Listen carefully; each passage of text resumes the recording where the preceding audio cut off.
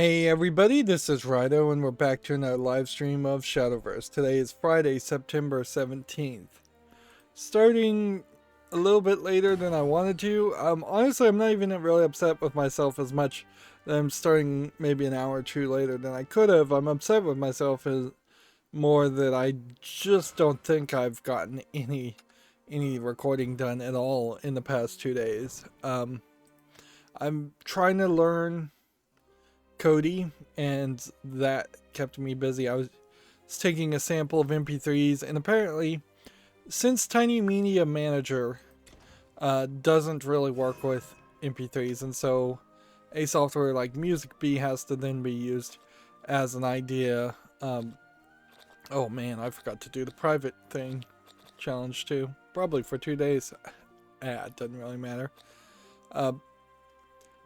Like, Tiny Media Manager is literally 3 buttons. There's an update database button, there's a search and scrape button, there's an edit button, and then there's a rename and organize your files button.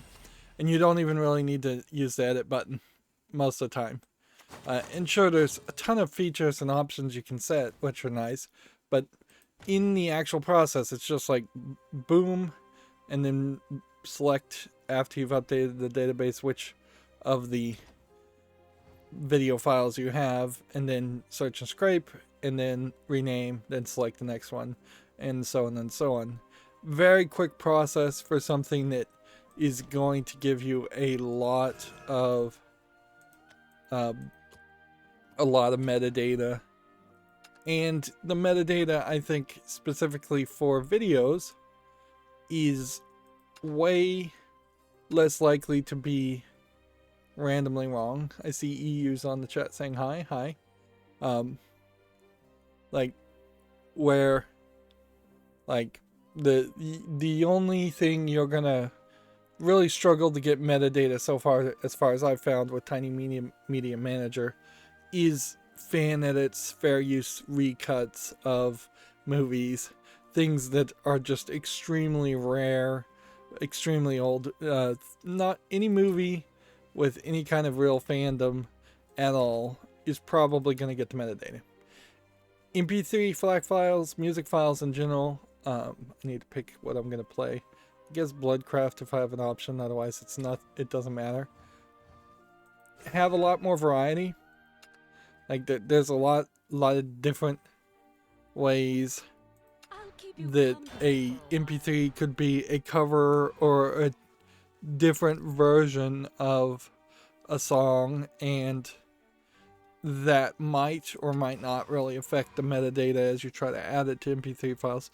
Plus, you're not really getting as much informative use with metadata in MP3 files until you really go deep down the rabbit hole with trying to get, say, synchronized lyrics or just text lyrics or both, trying to get as many embedded images as you can with, like, the front of a CD jewel case, the back, the inserts, the actual picture of the CD, things like that certainly are where you could add a bit of information, but also it's kind of pointless information. I've stopped caring about what cards I'm picking at this point, so I'm just clicking random things.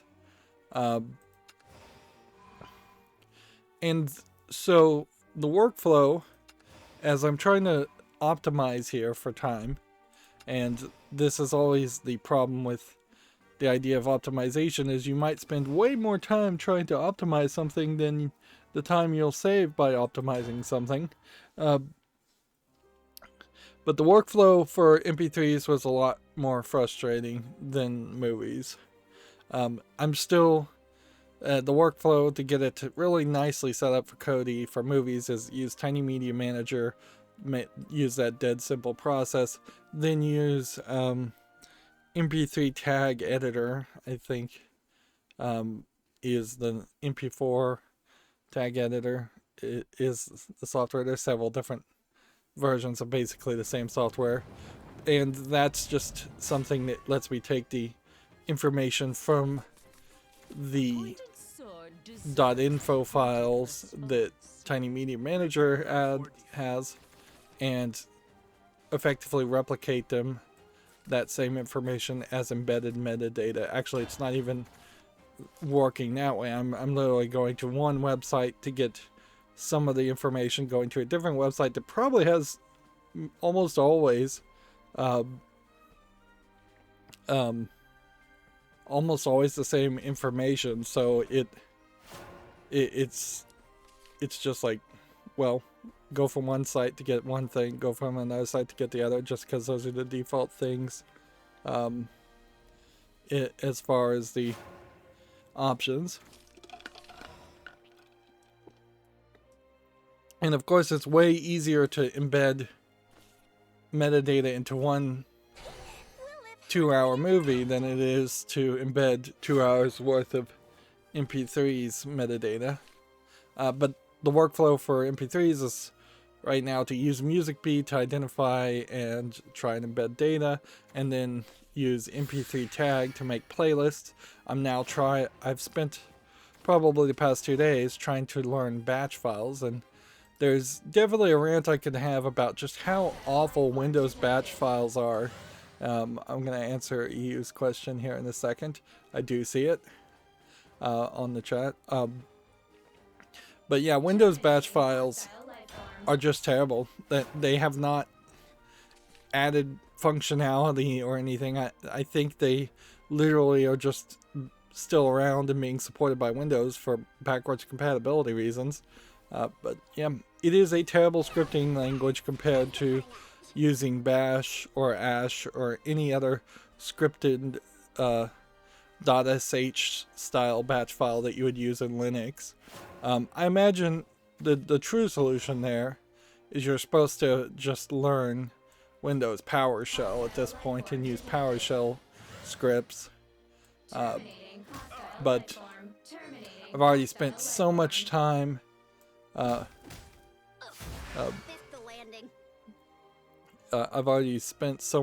trying to get this batch file to work, to run a command line MP3 metadata extractor so it can make recursive playlists. Ideally, what it's supposed to do is it's supposed to look at a folder and say, okay, in this folder is a bunch of albums.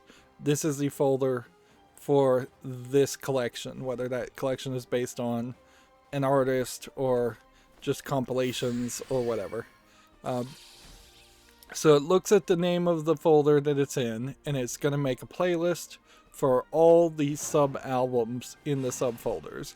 And it's going to make individual playlists in each of the subfolders that just has the music in that specific folder.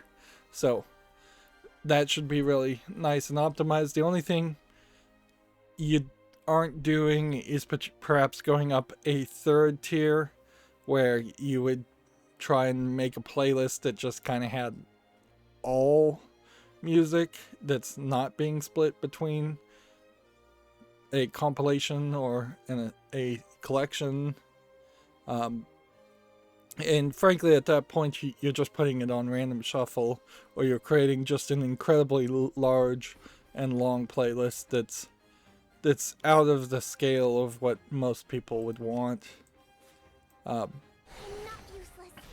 So yeah, I've been programming this script, which ideally would have only taken a few hours, but Windows is just making it incredibly difficult, mostly because of the fact that there is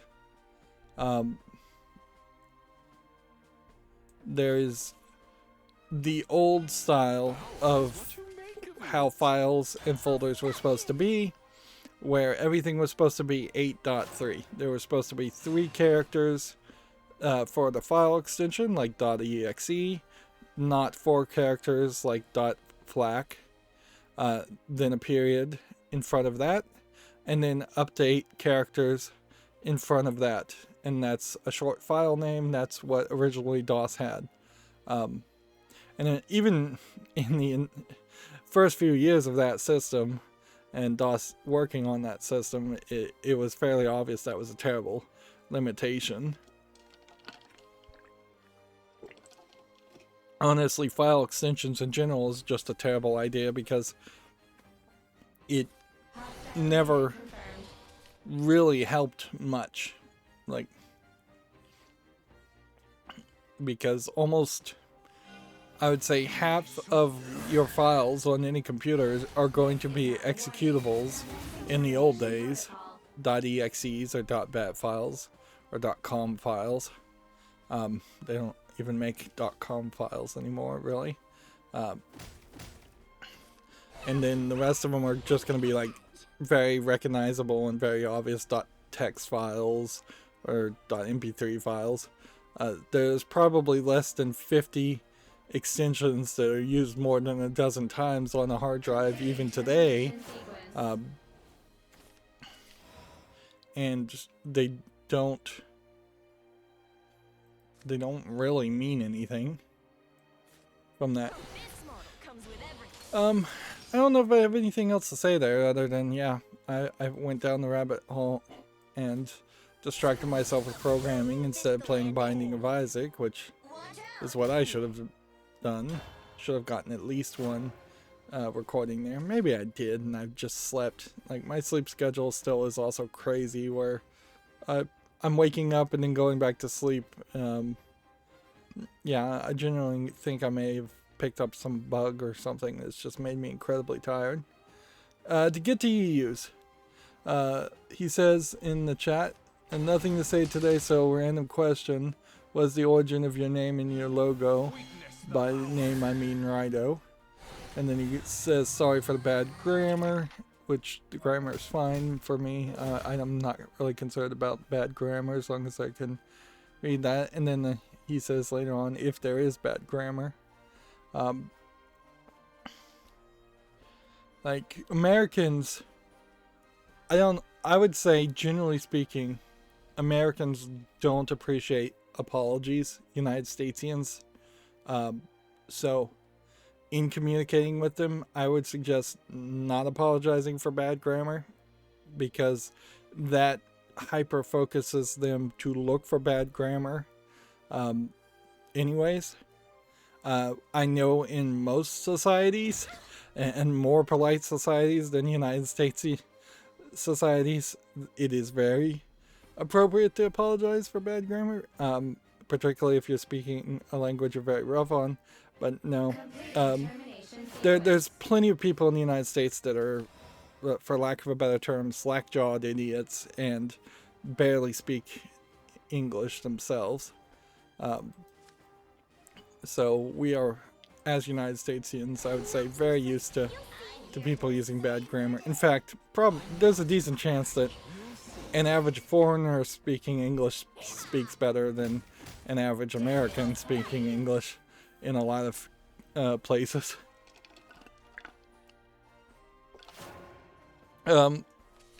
As for my name, Rydo, I was playing Heroes of Might and Magic 3 many decades ago, and I was playing with a friend, and I randomly smashed my fingers on the keyboard, and Rydo came out. I believe there were some symbols at the end of it, but I've long since dropped the symbols because of that really not working.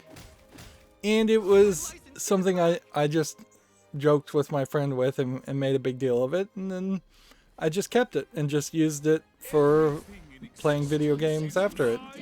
It's honestly something I would suggest a lot of people do. There's far too many there's far too many people that have gamer tags, gamer handles that are just something they thought about when they were 12 years old and 14 years old. And they and they just keep it. So a lot of times it's just like cool dude 69. So if you happen to be a particularly edgy teenager when you kept their name, or they have something that's just not very creative or anything. There's never been a time where I thought somebody has made like a really smart literary reference as their gamer tag, or thought of anything really creative. Like it all is centered around the idea that most people make their gamer tags when they're very young, and then they stick with it and they just never change it. So yeah, I'm glad that I picked a random occurrence. It means absolutely nothing.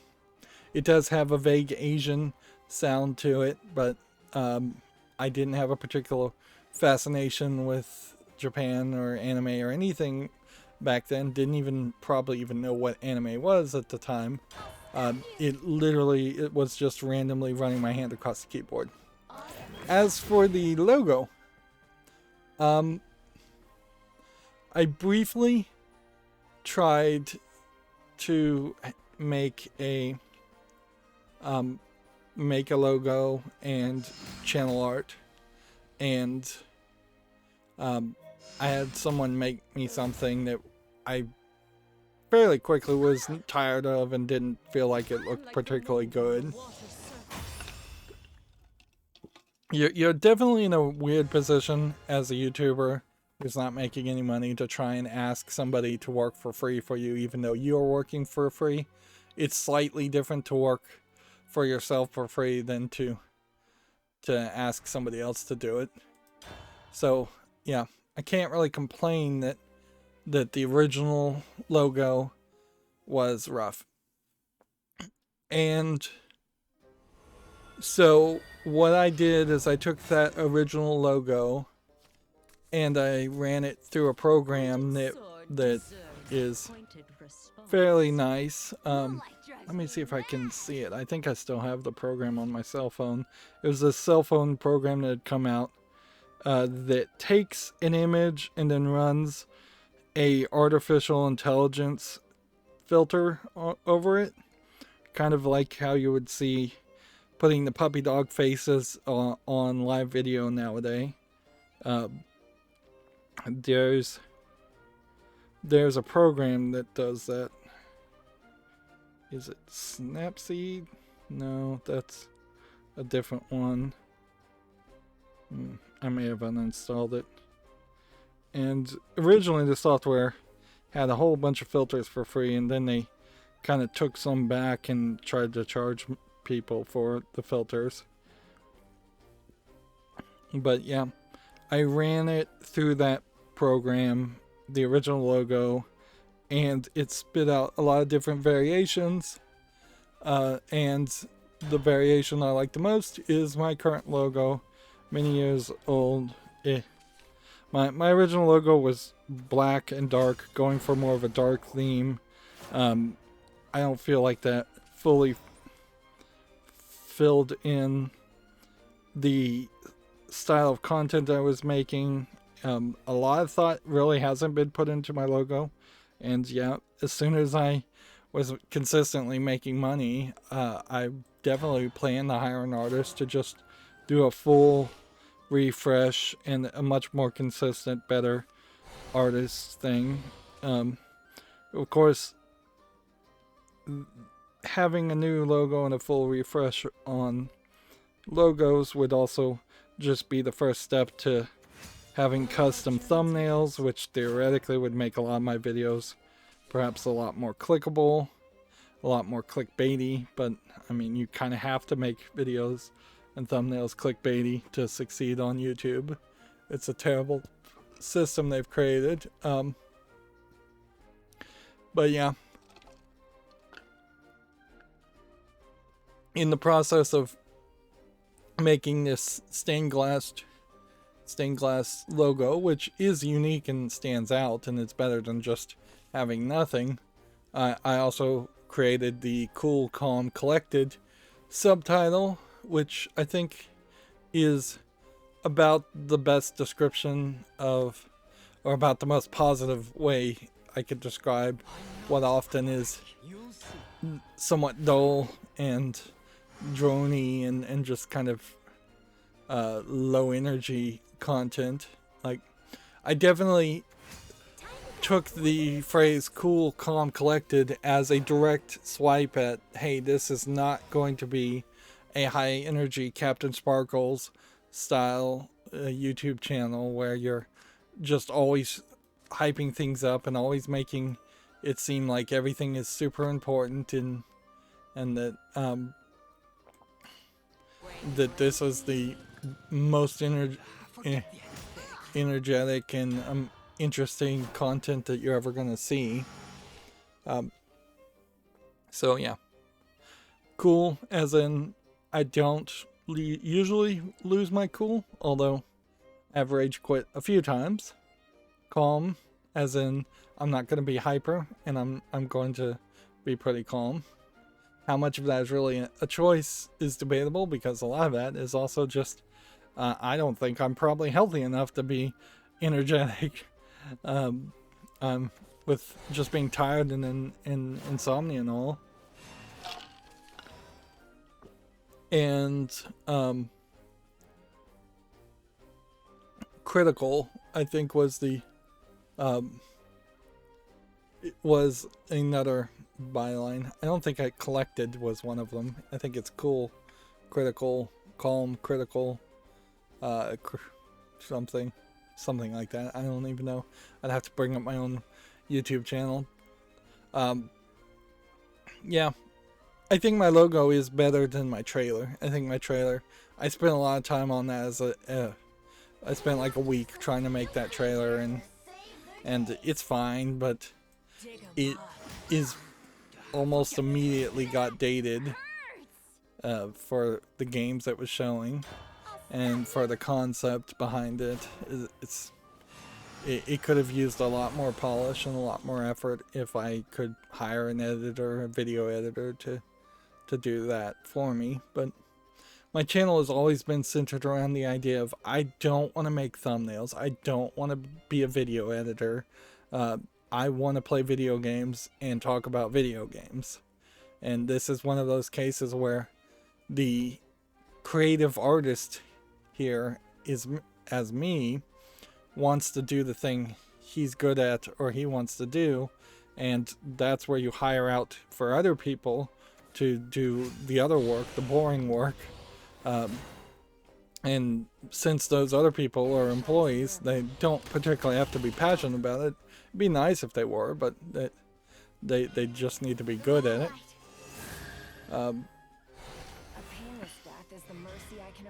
So yeah, that you pretty much just have to make something, and I probably should have put a lot more thought and a lot more effort into a logo and just a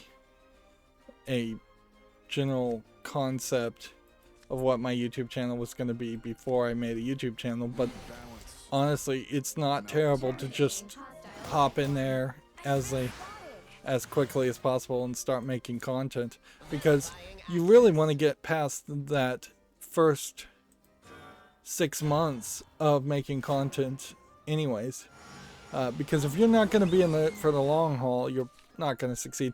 And honestly, it's not even really the first 6 months. It's closer to probably the first 3 years. If you can't commit to 3 years, you're going to be a lot like a lot of other YouTubers who give up because A, they don't have even 1,000 subscribers after 3 years, and they're not getting any views at all still after 3 years. But even the big channels on YouTube that have tried to be YouTube channels, like Geek and Sundry is a kind of great example of that. It was basically after the first 3 years that they completely changed who was working there, completely changed what the content was, and went in a completely different direction. And that was with a company that was funding them. So you really have to, if you want to be a YouTuber, and I don't think I can suggest too many people should be YouTubers, you really have to do it for the love of your content and your art, and be a starving artist, or at least assume that's what's going to be, because success is extremely rare and extremely fleeting. I don't even think PewDiePie, in his first 6 years even, really thought he was gonna become successful. To continue on the chat, EU says, okay, I'll stop apologizing for grammar. Thank you for the advice. Then he says, the history of my profile picture is similar to the history of your name because it's a stupid photo that I made one day, and then I realized it was a good photo for my profile. Yep. And yeah, being proud of something you made and showing it off is probably one of the best reasons of all, well, that went badly, to choose one thing, one image versus another. Because if it makes you happy, is really just like the best reason to pick a picture.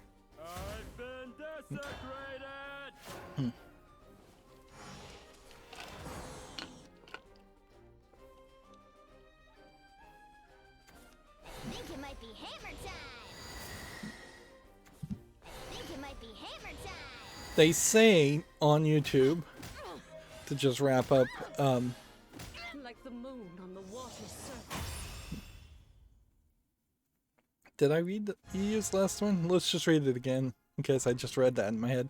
The history of my profile picture is similar to the history of your name, because it was a stupid photo that I made one day, and I realized it was a good photo for my profile. Yeah, we did read that.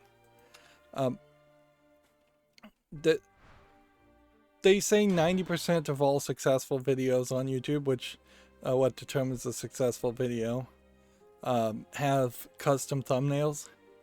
I definitely suspect I would have a significantly higher number of subscribers and views if I had custom thumbnails. But there's a certain level to it also. Like, if I went to, if I tried to make thumbnails, I almost certainly would end up making something that is in MS Paint and looks awful and would take me at least 20 minutes per thumbnail. Even if I could get the process down really optimized and get it down to 10 minutes, I'm already upset that I spend somewhere around 4 to 7 minutes scheduling videos. Adding another 10 minutes even to that is just more time taken away from making content. And it's just not something you want to do. And you would think making screenshots from video games would be a good start. And it is in part a good start to making a good thumbnail, but it's really not a great start.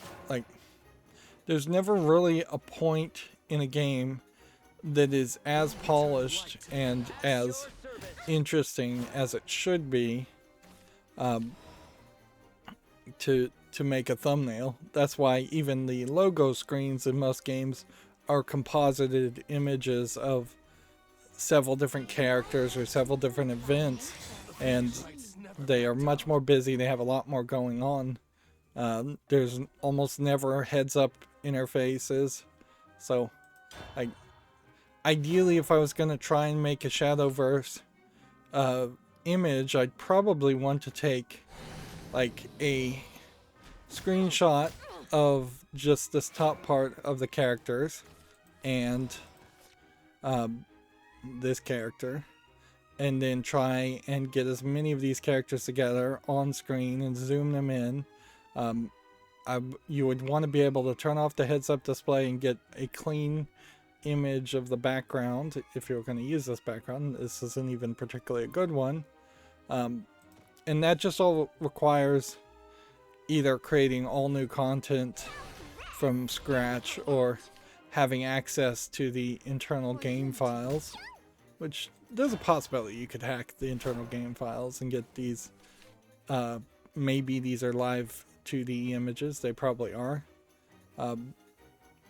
But then also you run into major copyright issues there where you want to to steer as clear away from copyright infringement and be fair use, you would want to use as much varied material from as many different sources, or you would just ideally want to make something brand new from scratch.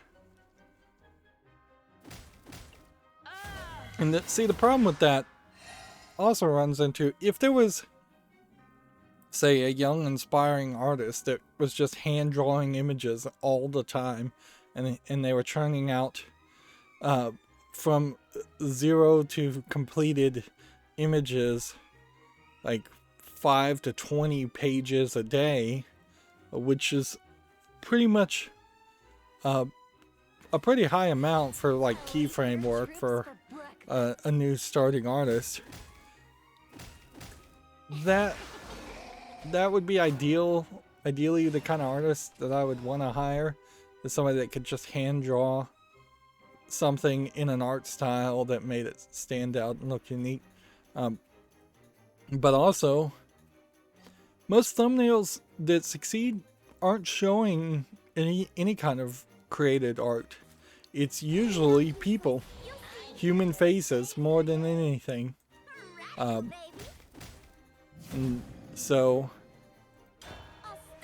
like, it then goes down to the realm of a face cam. I don't want to do face cam ever. There's nothing to see from a face cam for me, and I think it's just dumb.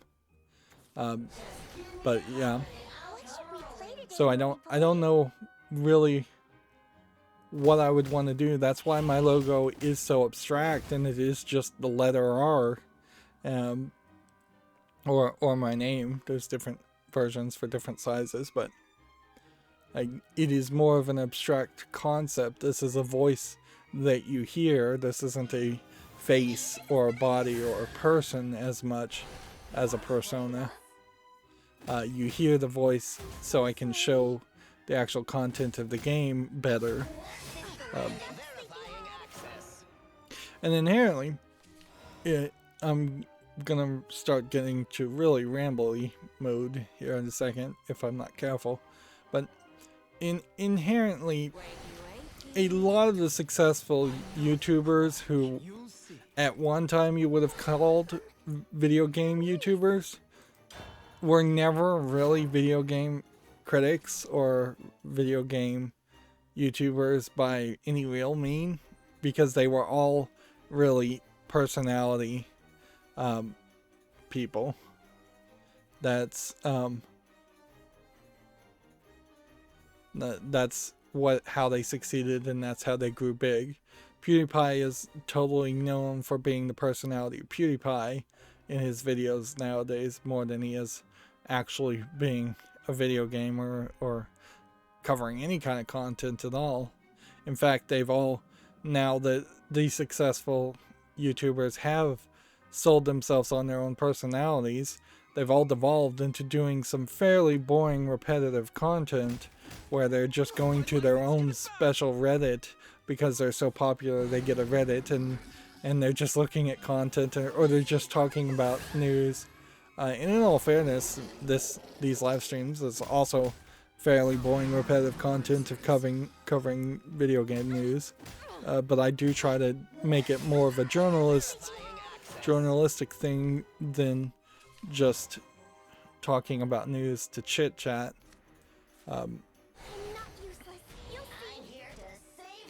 But yeah, only a few people really got popular for playing a specific game, and it had to be that one specific game. So there are definitely Minecraft players who are only famous and successful for playing Minecraft. There are a few. Disguised Toast was popular for playing Hearthstone, and then as soon as he stopped playing Hearthstone, his popularity pretty much disappeared. I haven't seen anything that Disguised Toast has done. Captain Sparkles is totally known for playing Minecraft.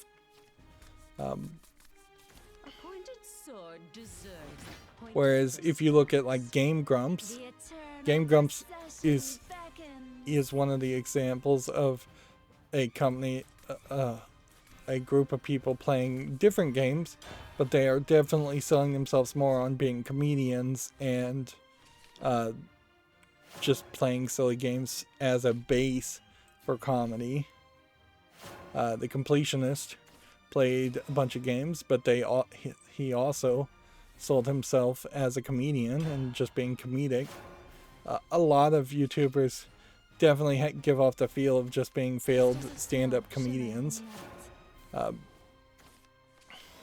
Which is kind of ironic because I imagine most comedians barely play video games at all. We need balance. And I guess I'll put some backbone into it. So, yeah. I like my art as it is. That's why I haven't ever felt the twinge to change it. But also, if somebody told me, hey, I could either donate to her Patreon $5 a month, or I could make thumbnails for you, I would totally say, hey, make thumbnails. Though I will get way more value out of that. There is also a problem, though, in that I've seen plenty of YouTubers who have had artists make thumbnails and things like that, and then they just get upset when the situation changes. When the artist making the thumbnails feels like the YouTube channel has gotten big and should be paying them or paying them more, or they just get mad at them for some reason, or frankly, they probably just get tired and burned out. And then there's a lot of weirdness there where you have an artist creating art that they might be not wanting to be associated with your channel anymore, and they may try the shenanigans like copyright claims. So you kind of need a fairly ironclad contractor's agreement, contract type description with a thumbnail creator, and you need somebody that really would just be a saint, just somebody who loves to work. And as a YouTuber, if I gained more success, I could definitely shout out your artists, and most YouTubers try to do that. Maybe they should do a lot more about that as far as shouting out their video editors and their thumbnail artist creators. A video editor certainly would be another thing that, if my YouTube channel ever was successful, I could see that getting fixed. There is also definitely an argument to making a second channel and just putting the live streams on that second channel separately. But there's no reason to spend the effort to do that when you barely have 500 subscribers in the first place. I don't even know if I have that many.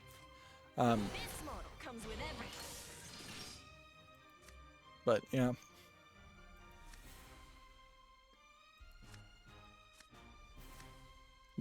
YouTube's algorithm is basically the creator of all agony as far as YouTube goes. How nice.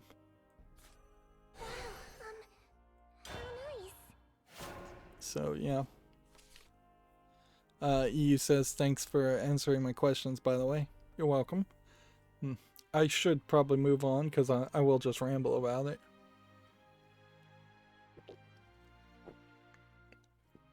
Like, ideally, and this is something I think I did suggest to YouTube a long time ago, ideally you would be able to create just alpha channeled images, PNG files probably.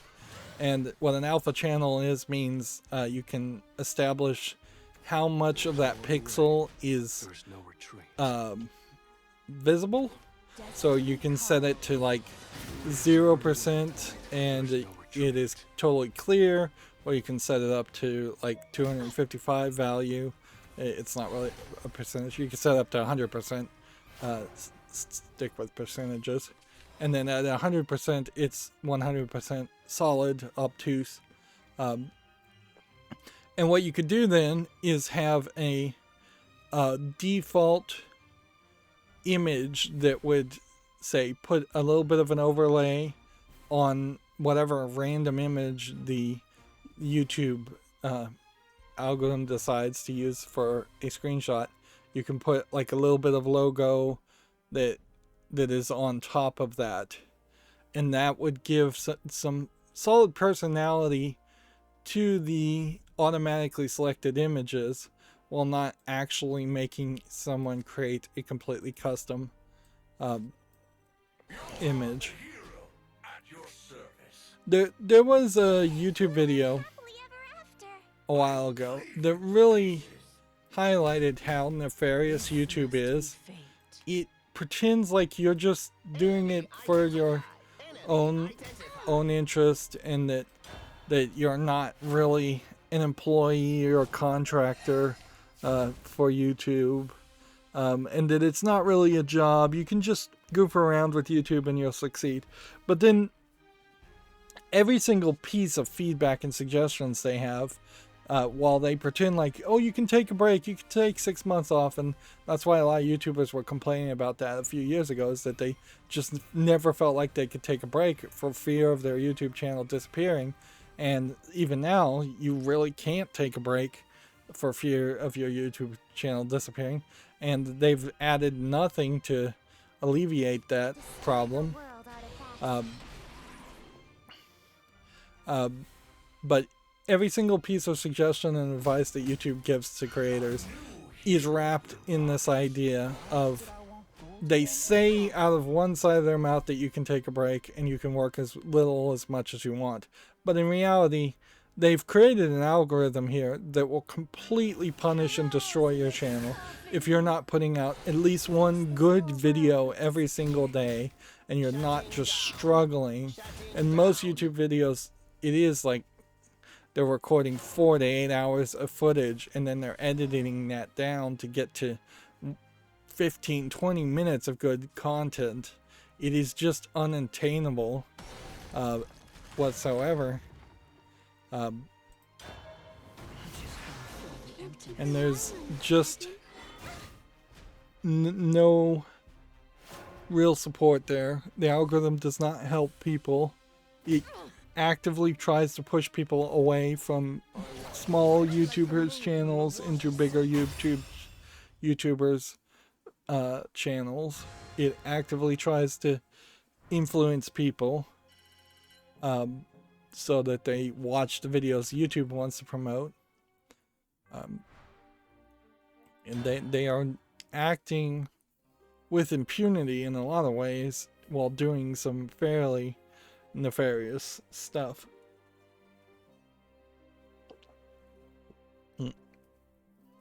Yeah.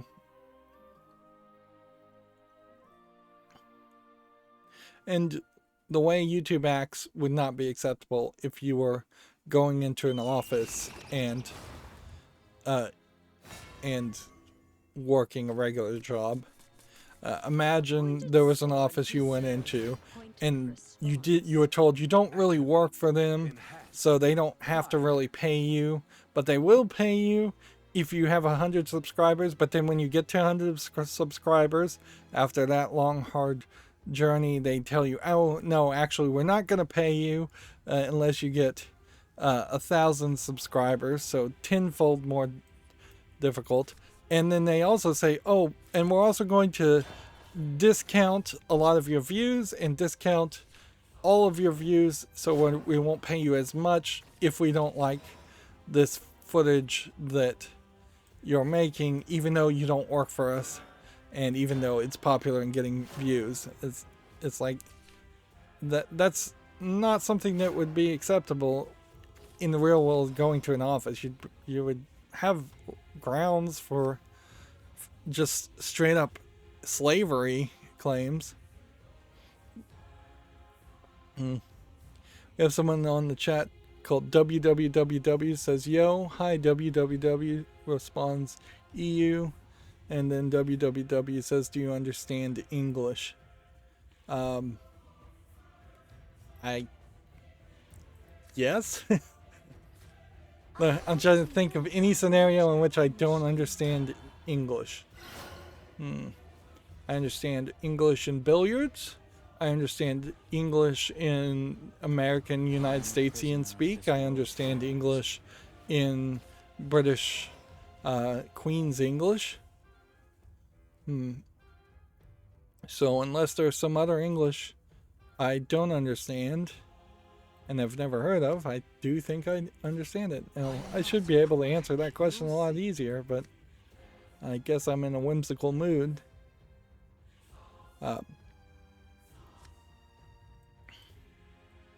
Alright, let's move forward. We had games left over from Wednesday because we were going long, and it's already been 45 minutes of me kind of just rambling. I guess if WWW has something to say later in the chat, I'll respond to that.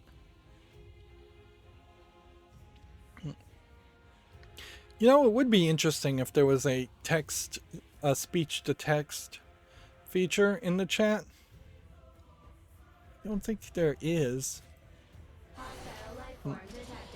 Like, let me click here and just make sure there isn't something like that. No, I can create a poll. I can use custom emojis.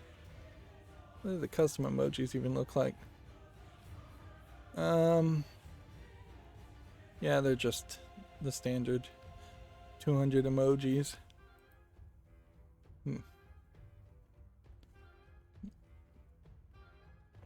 EU says, yeah, I know how to read and write and I understand English, but I don't know how to talk in English. Yeah. If there was a speech to text, not text to speech. Text to speech is fairly common these days. If there was a speech to text button that could be triggered, and there probably is a program like that, maybe something like Dragon Naturally Speaking. That's a very old version of speech to text software, and frankly it's probably still one of the best ones out there. If there was a way I could press a button on my keyboard and then speak while speaking to the microphone, and then the phrase I'm saying in the microphone would be specifically sent to the chat, then that would be cool, because there has always been this little disconnect where I have to tell everybody in the chat and pin the initial thing to say, hey, I'll respond to you verbally in the chat, but I'm not going to type a response into the chat. I'll respond verbally in the video, not the chat, because it just takes up too much time. Yeah. WW says you can sing, and then EU says no.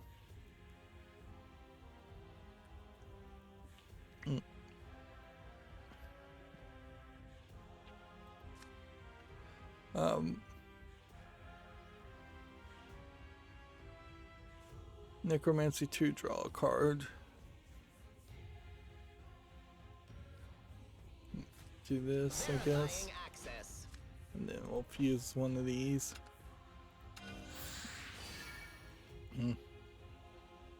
Yeah, that would be cool. WW says I'm disappointed. Ha ha ha.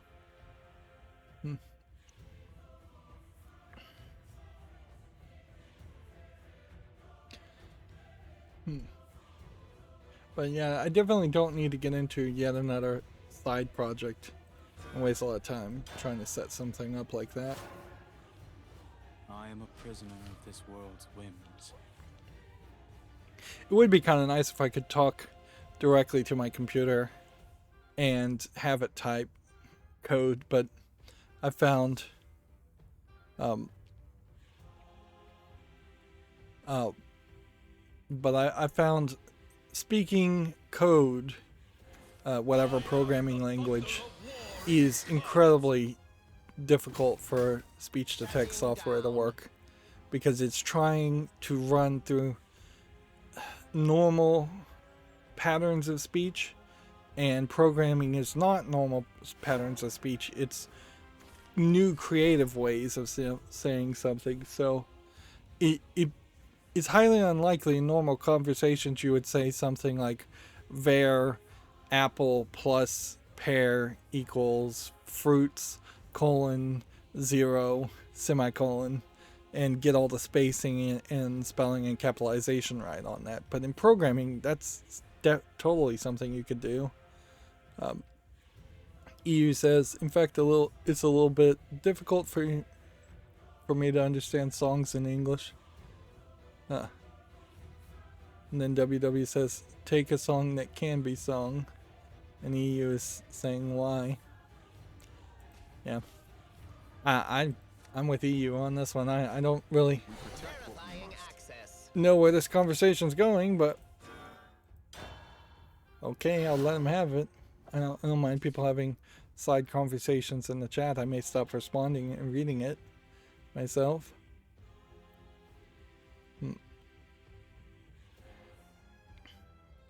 I personally could sing, but I will spare people's ears and not, because it won't sound good. And that's not what I'm here to do. Moving on to video games then. Here we have a game on Steam called Severed Steel, which looks like a first-person shooter game that has a little bit of polish on it. It's probably not much of anything, though.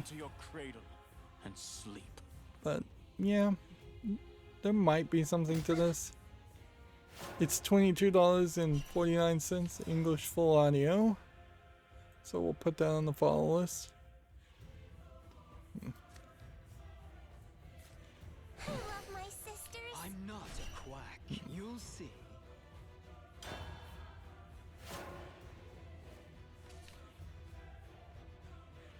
Let's see. No, my license, give it back.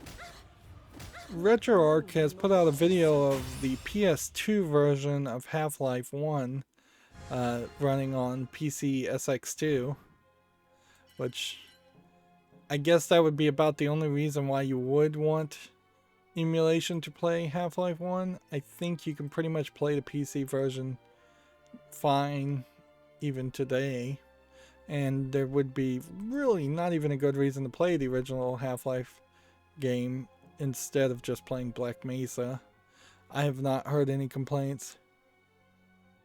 I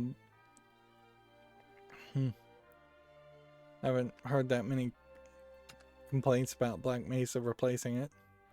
But you have to applaud Libretto still showing off ways you can experience the old games in their original forms as much as possible. WW says EU asked why. WW responded with don't know, and then EU says I don't know. I don't listen to songs that much. Yeah.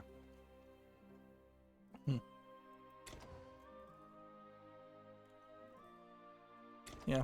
I definitely don't think too many people actually listen to the lyrics of songs. Otherwise, they probably would realize how silly some of those lyrics are. And I don't know if too many people listen to music at all these days.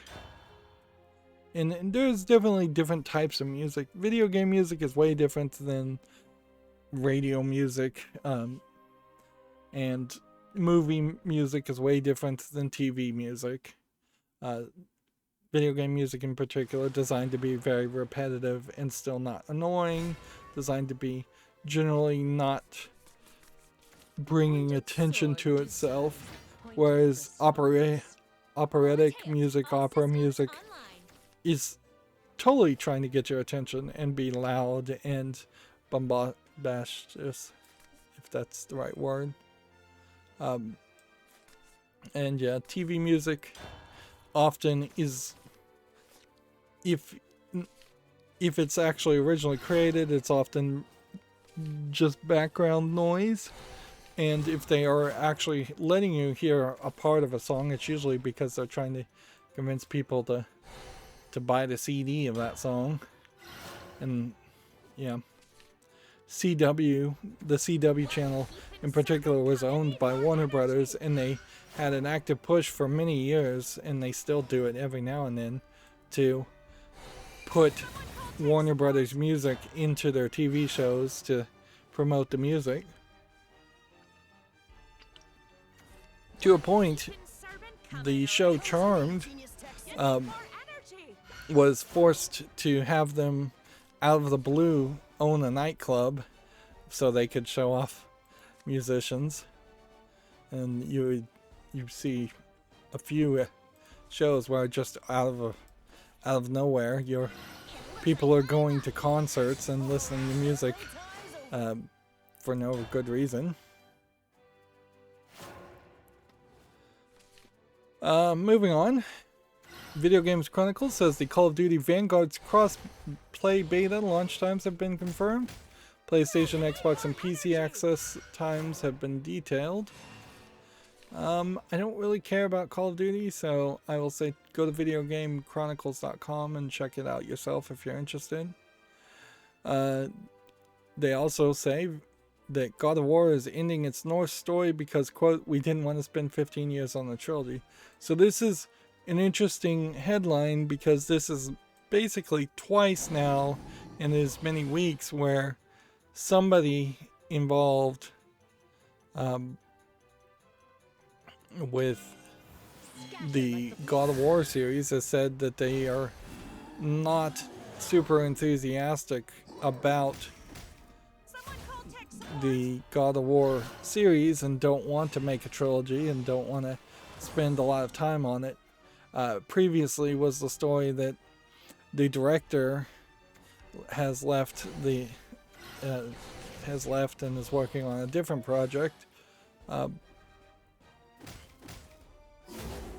So yeah, it's very weird to have such a success in the God of War reboot or soft reboot, and then have nobody in the higher echelons of the development process enthusiastic about the project after one game. That seems fairly silly. And at a certain point, it's not fair, but it may be true that video game developers just are going to have to suffer for their art if they want to make something good. Michelangelo painting the Sistine Chapel for 30 years. I think it was 30 years. Yeah, a really long time. Yeah. I'm sure there were a lot of times when Michelangelo was tired of painting the Sistine Chapel. But he did it, and then it stayed intact for a very long time until it burnt down. Which I don't know if the Sistine Chapel part of that and the paintings were just damaged as much. But yeah, that lasted hundreds of years and will always be remembered until it isn't remembered as a major artistic success and creation.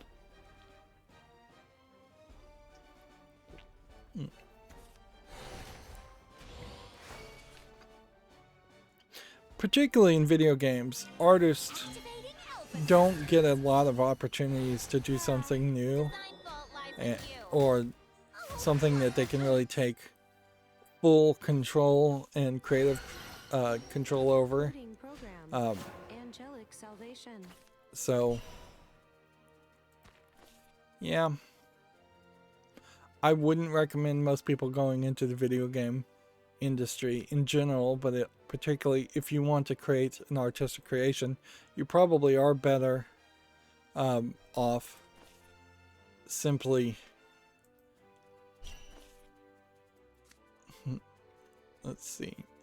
you probably are better off simply working as a fan programmer or making something that's not video game at all, such as a comic book or something else like that. Something that can be a passion project that Let me you show have complete Hey, control over. don't be shy. Unable to compute. Because there's just too much capitalism also revolving around video games compared to writing a novel or drawing a comic book or programming a fan game where you can have that creative control. And if you want to just be a generic programmer who doesn't have creative control, there are much better paying and better jobs in general out there for programmers making accounting software and such.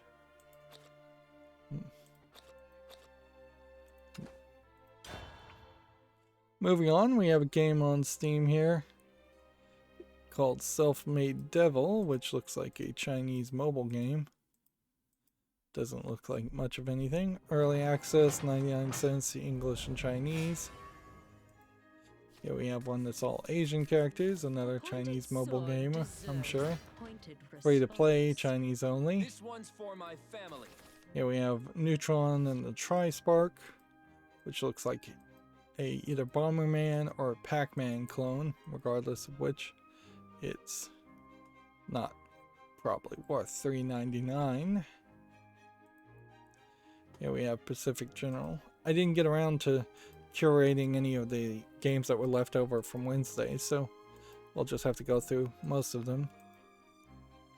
This looks like just a really old game, $4.49 English and German.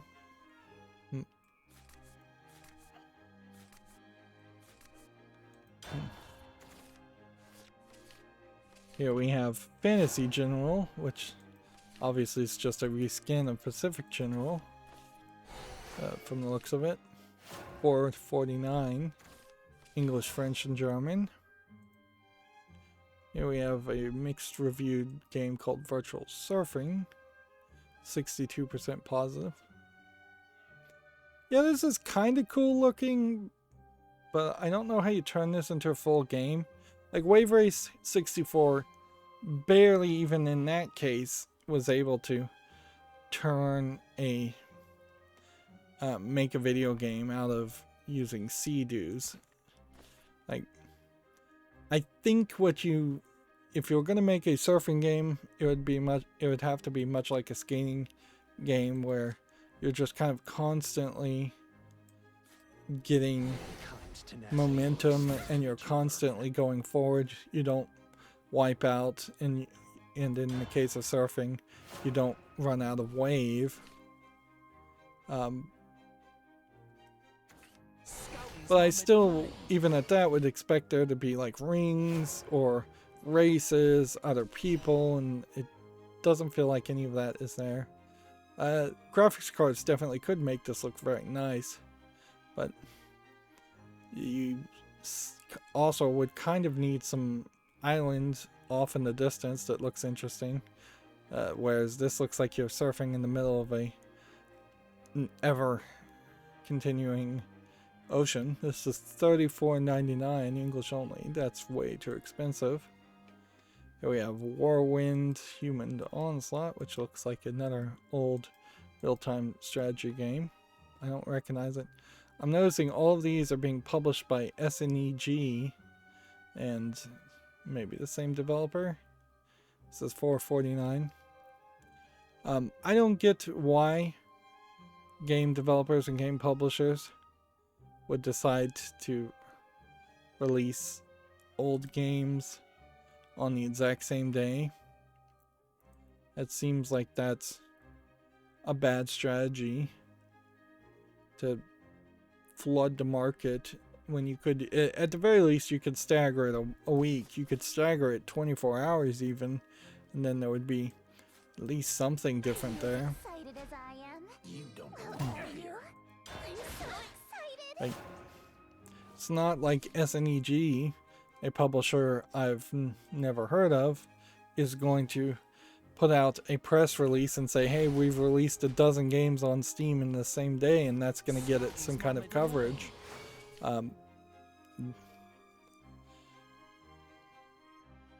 Let's see. Here we have Warwind. How dare you? Also, How dare you?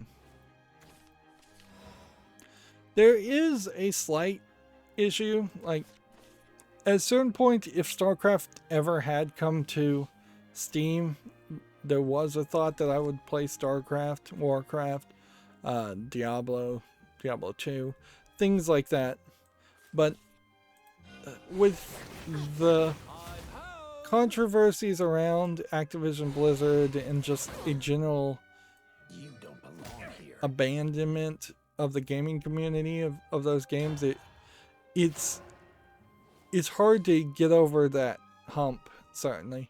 It's still probably fairly historically relevant to play something like Diablo 1 if it was on Steam.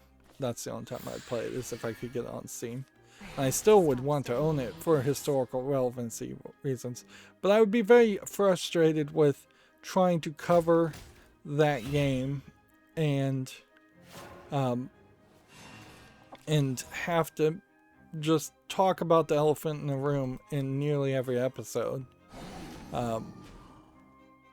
Or be directly accused of intentionally not covering the issues around Activision Blizzard. Talk more later. I could be cynical, potentially, and try and run and play like Diablo 1 now, before there's any hard confirmation of the accusations against Activision Blizzard. Then I don't have to talk about it quite as much, but at a certain point, that's a cover-up. That's just an intentional cover-up on my part. Like,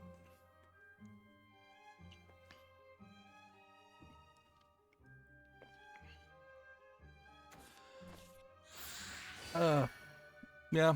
And for things like Diablo 1, there's really no reason to play Diablo 1 because you can just play Torchlight and any other game that is inspired by Diablo 1, and then you can just say, well, this was inspired by Diablo 1, but this is a much newer game that, because it's much newer, has major improvements. You don't belong here.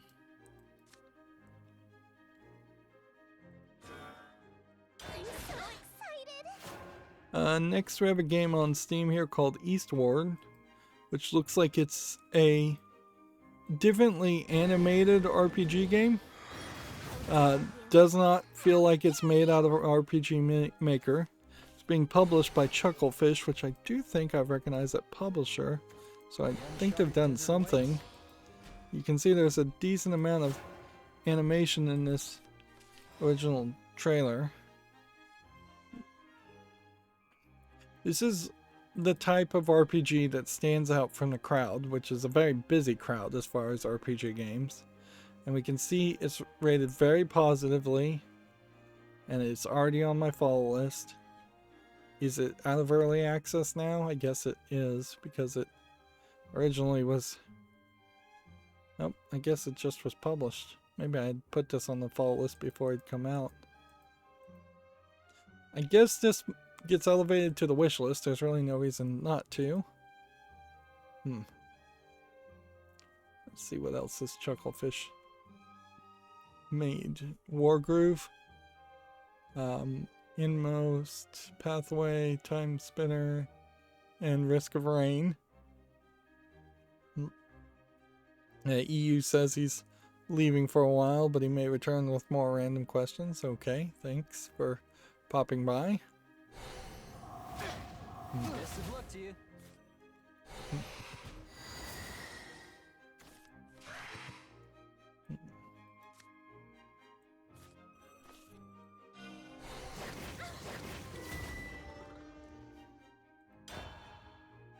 Yep. So yeah, Chucklefish has made a few games, but not anything that I would say is a huge standout hit. Here we have a game on Steam called Love, Truth, and Puzzles, or Love, Truth, Puzzle, which looks like your standard low-effort jigsaw puzzle with anime girls as the Subject, $1.19, English only.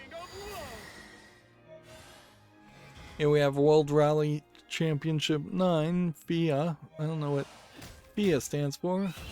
World Rally Championship. I wouldn't be surprised if FIA is not an English organization, so it has a weird title. It's $19.99, whole bunch of languages, full audio in all of those languages.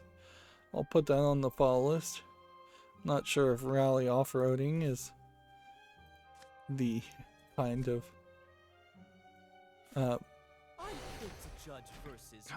content that I want to, kind of racing game I want to play, but who knows. Here we have a visit virtual de l'Assemblée Nationale. That's French, obviously, for the National Assembly. I guess so. I assume this is a VR game where you go through the French National Assembly. Like the moon on the water's surface. French only. You know, some stereotypes are easy to apply to video games that appear on Steam. The stereotype of the French people being rude and not caring about non-French speaking, not one of them, though. In this case, it is an exception, but almost always when I do see a game that supports French, it's usually not the second language or first language of concern in the first place, but it almost always includes English. Now, this VR game, which since it doesn't support English, I have no reason to put it on my wish list or follow list. It might have been funded directly by the French government. So I could see that being a reason, but I don't see anything that actually says that to be true. A pointed sword So yeah, pointed response. generally you don't see just French as a language. See a lot of English only games, ton of English only games. You see a decent amount of Chinese only games. Very rarely do you see Russian only games. They usually are English and Russian.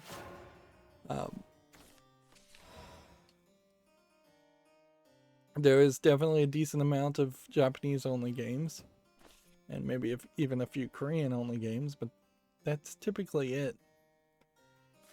Usually when you're coming to Steam, which is based out of the United States, Valve is, at least for now. They may open a New Zealand office at some point in the future.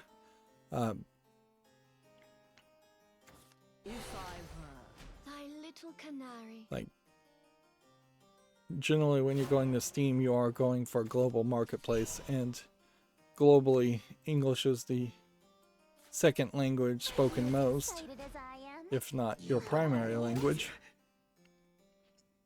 I'm so excited. Moving on, we have a game with some Asian characters, How to Volleyball, which doesn't look like a good game. 69 cents, English and Chinese. Here we have something that's Shigua? Shigao? I don't know how you pronounce this. Chigao. Maybe. Looks like it's a visual novel game, but it looks a little rough. I wouldn't be surprised if this is a good-looking Chinese visual novel game. English not supported, $11.99. Japanese. No, arguably, I would say that's pretty bad-looking Japanese visual novel game. Leave that. Rush. Pain and suffering are what I live for. Let's see. Next, we have a game on Steam called The Intern, which is mostly negative at 14 reviews. Wow. What is about this game that has people so upset? Because it looks slightly interesting, not amazingly interesting. It's $1.19. Claims to support a whole bunch of languages and full audio. See if we can get the reviews.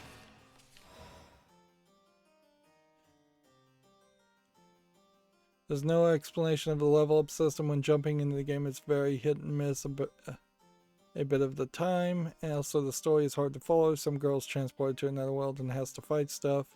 It's hard for me to follow. There's no settings, no window options. It's a Chromium bad game engine. Terrible grammar and English translations. Lack of any explanations. Okay. Wow. If anything, the intern is kind of a great example of making a game very appealing. You've got a nice little thumbnail here. You have a nice little visuals on your video. Each of these screenshots, well, they're not showing any heads-up display. Well, that one is. Does show something slightly different and slightly intriguing. And yet, the bait and switch of it has revealed itself in the reviews. And what's really weird is that this must have been in early access earlier, because this came out originally in 2018 and there's no reason why it should show up. It's also being bundled in a hentai big pack, which it doesn't feel like it's a game full of anime porn, so that feels misleading. Next we have a game called My Journey to Your World, which looks like it's a simplistic puzzle game, but they've thrown in some anime girls to try to catch your attention. But yeah, it really seems like all you're doing is spinning these dials to match things. Now this is free to play and English only. It doesn't have any in-app purchases, so I can't really complain about it too much. If anything, for a free to play game, this looks perfectly acceptable and fine. I don't know how many people are really trying to play free to play games on Steam. It really does kind of feel like a game that would have been better off free to play on cell phones than making a Steam version of it. But yeah, can't really complain about it, but also since it's free, there's no reason for me as a video game critic to look at it. I could just say go check it out now. Here we have a game called Lenny Loose Jocks Goes Walkabout, which I think I had seen a game similar to this. Maybe not this game though.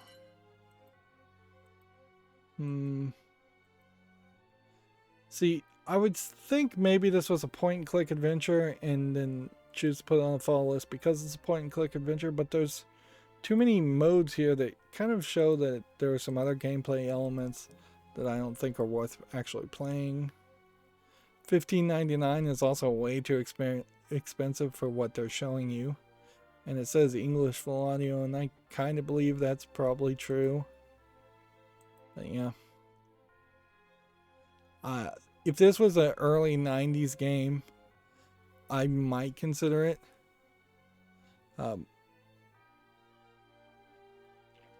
There's an implication here that this originally came out in 1997.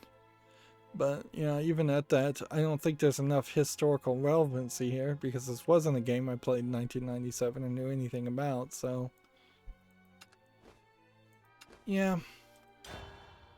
I think I have to skip that one. Here we have a game called Voidwalker Soul Hunters, which just looks like an asset flip RPG. Doesn't look visually polished, and really empty rooms. I guess you're looking for a fight. And I don't think you can do fantasy with empty rooms. English allegedly full audio. Let's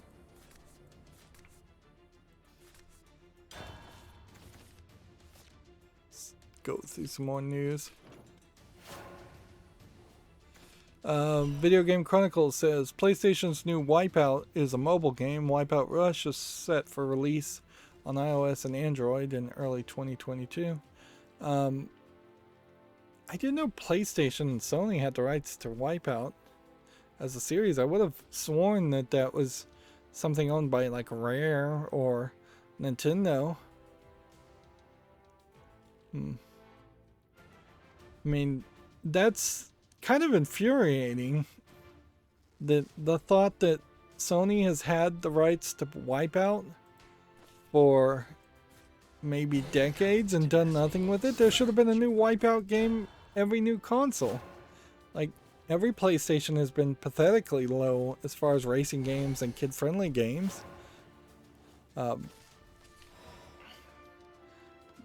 Man, talk about just doing a bad job of running your business. Maybe they just got the rights right recently, but even then, it's still kind of infuriating that you would make it on mobile and not have a proper game come out on console. I mean, it doesn't even have to really be anywhere as good or anywhere comparable to something like to Mario Kart. Just having something should have existed. Moving on, the next Epic Game Store free title has been announced. The Escapist is going to replace Speed Brawl and Tharsis. So yeah, check that out when it happens. There's a couple of games, I believe Titan Quest, and from the same creators of Titan Quest, there was another game that are free right now on Steam. I saw that on slickdeals.net. So I think you probably could just look up Titan Quest on Steam and get it for free. They're old games, but I didn't own them, so. And I do enjoy getting free games whenever I can.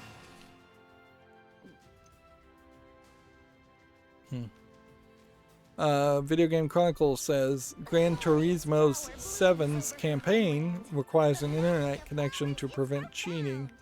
The only part of the game that doesn't need an online connection is the arcade mode, which at a certain point, the concept of preventing cheating in a single-player campaign is unacceptable. I think we will potentially, in the next couple decades, have a push to say, I deserve a right to cheat if I want to cheat. It's my game.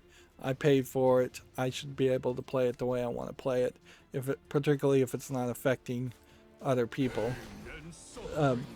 What we don't want to see is a push to the idea of labeling increasingly more obscure things as cheating as a way of disenfranchising people and stopping them from being able to play the games in general.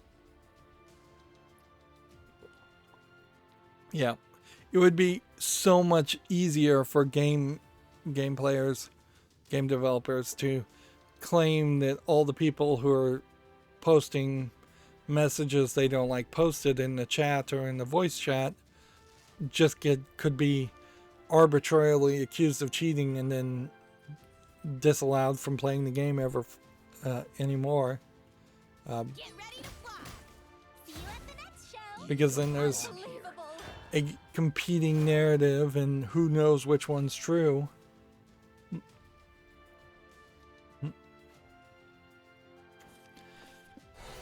Yep.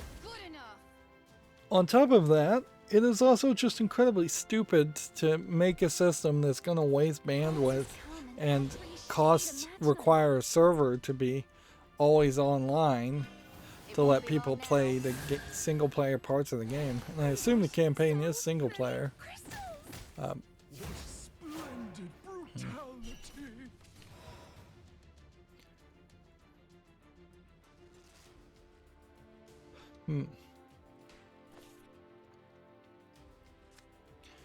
Yeah, that just does seem This whip is an seem kind of extension of myself. too much. File the Whoopsie battlefield. daisy. I love the camp. Don't belong here. But also, I guess I don't really care that much too, and that's kind of probably part of the problem is that Gran Turismo 7 can put out always online requirements, and there's going to be considerably less pushback than, say, Halo putting an always online requirement for all the military people that want to play the next Halo.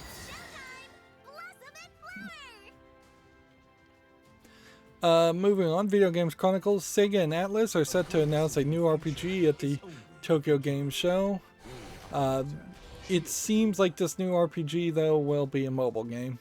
I've seen other bits of news, so I wouldn't expect too much there. I wouldn't be surprised if maybe there are 2 new RPGs coming from Sega and Atlas, one being a mobile game and one being a more traditional console game. So... Promises. This is my fate after all. Allow me to take my cut. See you at the next show. Moving on, the Resident Evil Village voice actor hints that he may return in a new game. Neil Newborn played Heisenberg in the Village and Nikolai in the Resident Evil 3 remake. I think it's fairly stupid, though, to listen to voice actors. I think they sometimes lie and say that they are doing something on the project on a new game when they really aren't, or they are working to do some voice acting on some new game, but that new game may never come out, or they may be totally confused or being totally lied to.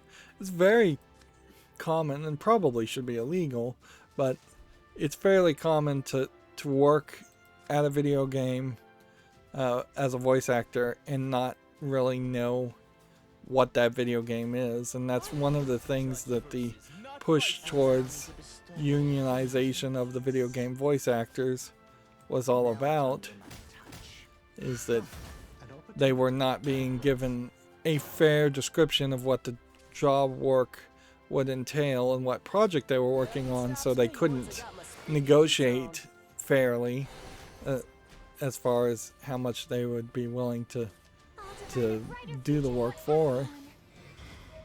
And a lot of that involved being told you're going to do voice acting and then showing up and then having to do face acting as they're 3D scanning your face, or doing actual physical stunt acting as they're 3D scanning your body, or doing prolonged 12-hour shifts of yelling and screaming, which is not really what you would expect.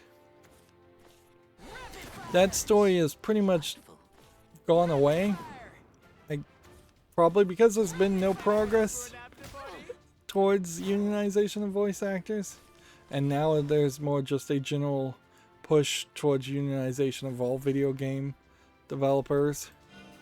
Promises. Son of a gun, ain't you? Allow me to But- take my cut.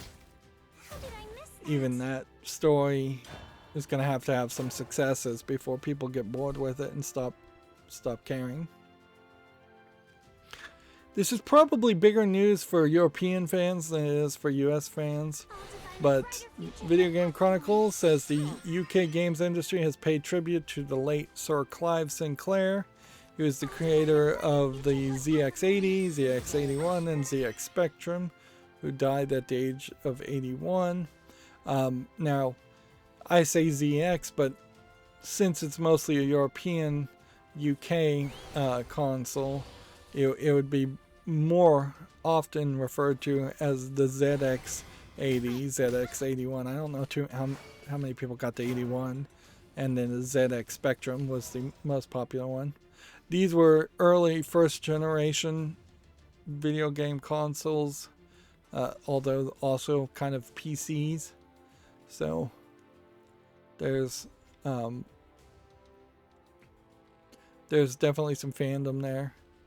It also kind of highlights where there was just a differentiation between the first generation of games and game consoles, as there was more of a focus to have a keyboard and make it be more of a PC experience that barely could play video games at best, whereas the Nintendo Entertainment System came back in a direct response to things like the ZX Spectrum to make it a toy, to make it have controllers and not keyboards. The Famicom did have keyboard attachments, and they intentionally didn't bring that over to the Nintendo Entertainment System. And there was just no quality control for those first generation games, game consoles, and there was a lot of piracy going on even in that early first generation of games, as people were incredibly poor. I don't think people in the United States probably know how poor a lot of people were in the UK. Like, it is not a particularly rich country during the 80s and 60s and 70s. And that is where the whole punk movement came from. Having the bobby pins in the clothing was literally created because none of them could sew and none of them could afford new clothes, so they were bobby pinning their clothes together to stop it from falling apart. And then all they could really do is listen to music and try to make music, because they couldn't get jobs unless they wanted to work in a factory for the rest of their life.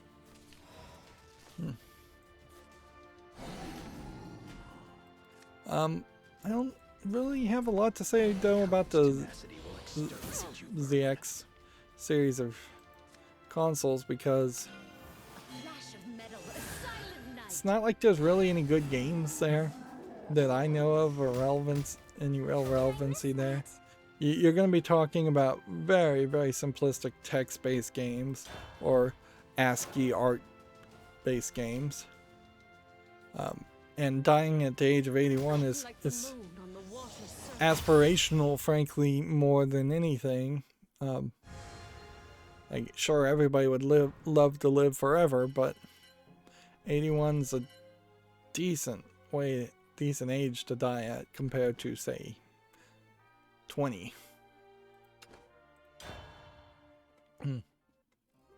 Moving on, Video Games Chronicle says a confidentiality filing reveals that Nintendo is planning on a new Switch controller, Nintendo 64 Switch controller. I wouldn't be surprised if this is sold only through their website in the extremely limited numbers. I could also see that what they're thinking is that they would bring to their eShop Nintendo 64 games, and if they're going to bring to their eShop Nintendo 64 games, then they need a Nintendo 64 controller. But it's going to be fairly silly if they actually do bring out a Nintendo 64 controller. Nothing stops me once I got my speedy boots on. It is speculative, though, that it is actually a Nintendo 64 controller, and we may very well find that it is actually just a different kind of controller in general. More traditional controller. Which, honestly, the Nintendo Switch could definitely do with a bigger, scaled up size controller. If they're not going to change anything else, just make the Joy-Cons bigger for bigger hands in adults. You've got your kid audience as much as you're going to get to get your kids' audience, so that move on to trying to capture the adult audience. Moving on ourselves, here we have a game on Steam called Find Love or Die Trying, which apparently is a dating sim. Which, yeah, seems like you've got some very different personalities being depicted with each of these characters. Visual novel, it's free to play, and then a $10 fan pack, English full audio. Let's see, 4 hours. Let's see, male, female, or non-binary choice of protagonist. So make your pick.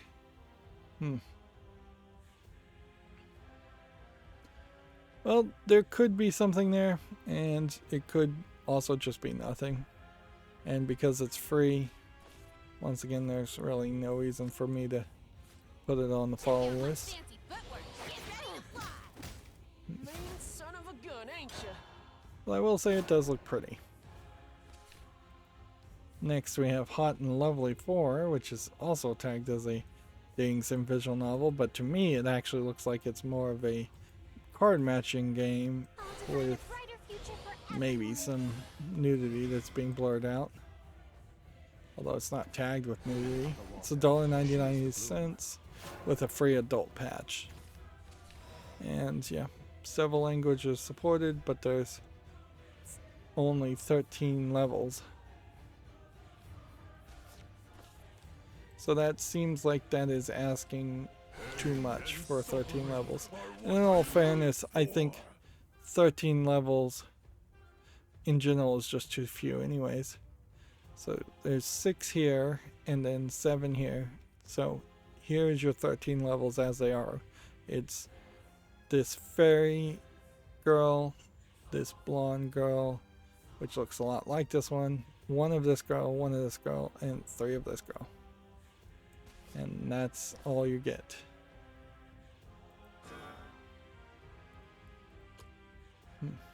Get ready to fly. No. So yeah, again, not a game that really needs to be on the follow list. Here we have Dwarfs Cart Mountain Brothers, which is a Picross game. It's kind of nicely polished in the background, but doesn't really feel like there's much here. Let's see, $4.99, 150 levels, a whole bunch of languages. Not a terrible price, but I don't think I'd ever bother to play a game like this. I do like that it's just like giving you more feedback as you're drawing things, and you're drawing things fairly quickly and easily. And so that's a nice polish level of polish. Here we have Aquarist, My First Job, which seems like you're taking care of an aquarium.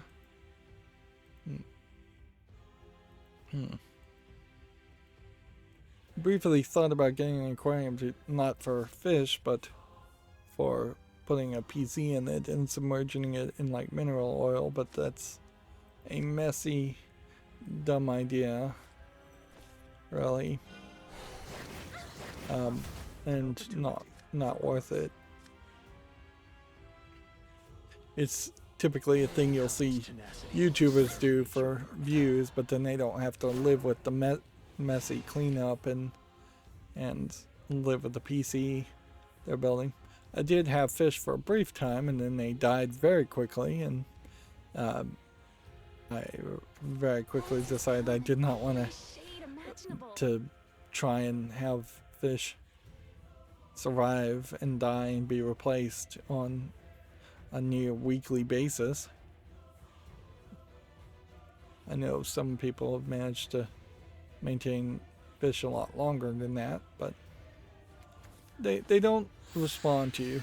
They are fairly far away from dogs, and so if you want very little interaction, a fish is a good pet, but if you want actual interaction, a dog is a better pet. Cats even are better pets if you want a minimal amount of interaction, but some. Moving on, we have a game on Steam here called Blood Wash, which if it didn't look so terrible, there might be a thought here. Serial killer, putting people's heads into a washing machine. That is probably something that's been done in the movie. This is $7.19 English, allegedly full audio. But the actual graphics here makes this look pretty bad. While this is rated very positively, I cannot get over these graphics. That's just really ugly.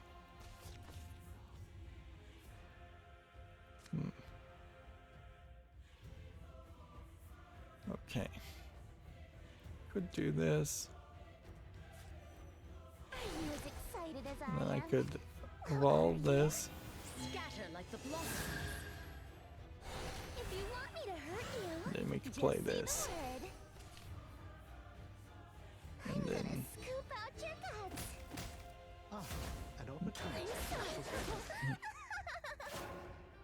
let's see. Next we have a game on Steam called Beta Escape, which just looks like a low effort escape room. $3.49 English and French. Here we have a text-based game called Wrath of Sentinel. Not Wrath of the Sentinel.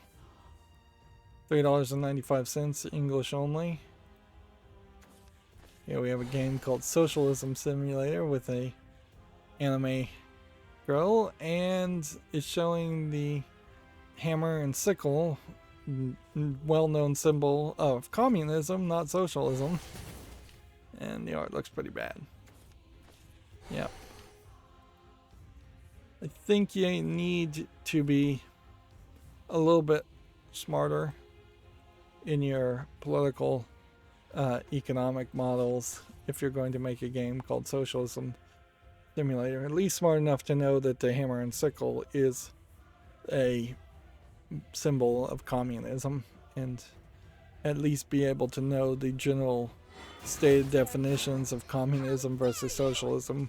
Communism being generically speaking the idea that the state, the government owns everything, and you're expected to work for the state or be imprisoned or killed, whereas socialism is, well, rarely implemented correctly, is the idea that the people own everything, not the state, not the government, and the government is just the curator of things, and you're expected to work as a good citizen, otherwise you're either imprisoned or killed. Compared to capitalism, which is the idea that individuals own everything, or should own everything, and the government just curates things, some things that it owns, and you're expected to work because otherwise you're imprisoned or thrown in or killed.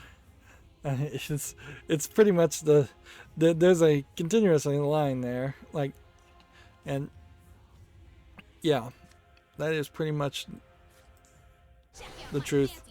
Even in the United States, capitalism, like, you can theoretically not work under capitalism, but you are almost certainly going to incur some debt at some point through the government that would require you to work. Otherwise, you're not going to pay that speeding ticket, you're not going to pay that parking fine, you're not going to pay the taxes, and as soon as you owe the U.S. government money, then you probably are at that point on probation, and one of the rules of probation is that you have to work, otherwise you're thrown in jail. On top of that, there is a system in the United States where just structurally and historically, minorities have been imprisoned for minor crimes they probably shouldn't have been imprisoned for, and then as soon as you're imprisoned, that is the one case in which slavery is acceptable and you are forced to work whether you want to or not, or you're thrown in solitary confinement. Yeah. A pointed sword deserves a pointed And response. it's also almost certainly true in every socialist and communist country too, that you are forced to work at some level if you're imprisoned. But it's pretty bad in the United States. I'm supposed to be talking about video games, but yeah. At least know the difference between capitalism, socialism, and communism on the basic levels. There's been mixed implementations of all of those systems that I think always succeed a lot better than attempts to be purely capitalistic or purely socialistic or purely communistic. So there's a mixed system there, and there is possibility at some point that a whole new concept and a whole new system might get thought up and created.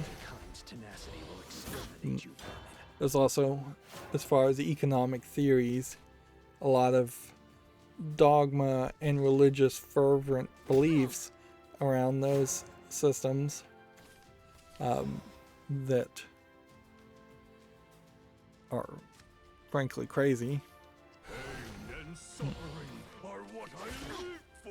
And of course, communism was turned into a boogeyman in the United States, and socialism to a certain point too, even though a significant number of the United States allies are socialist countries, or would claim to be socialist countries.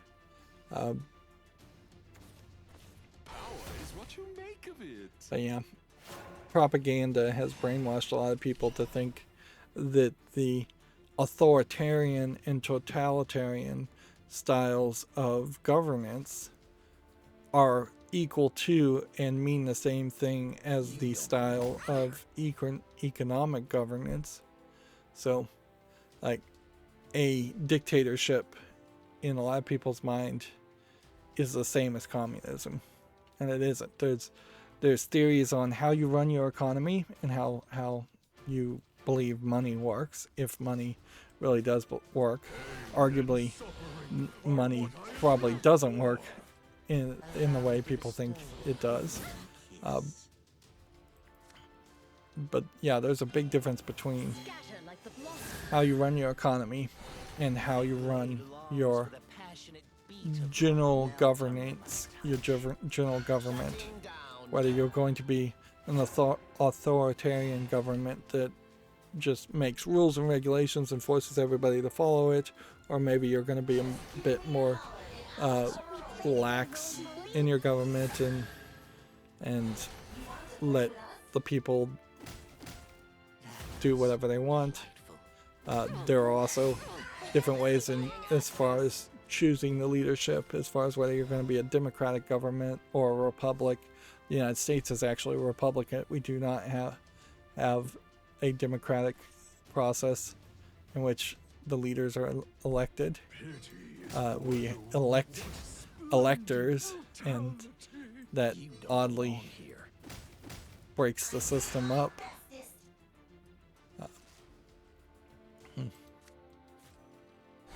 Or you can just have a president for life. Or you can have a theocracy where the church, some religion, runs everything.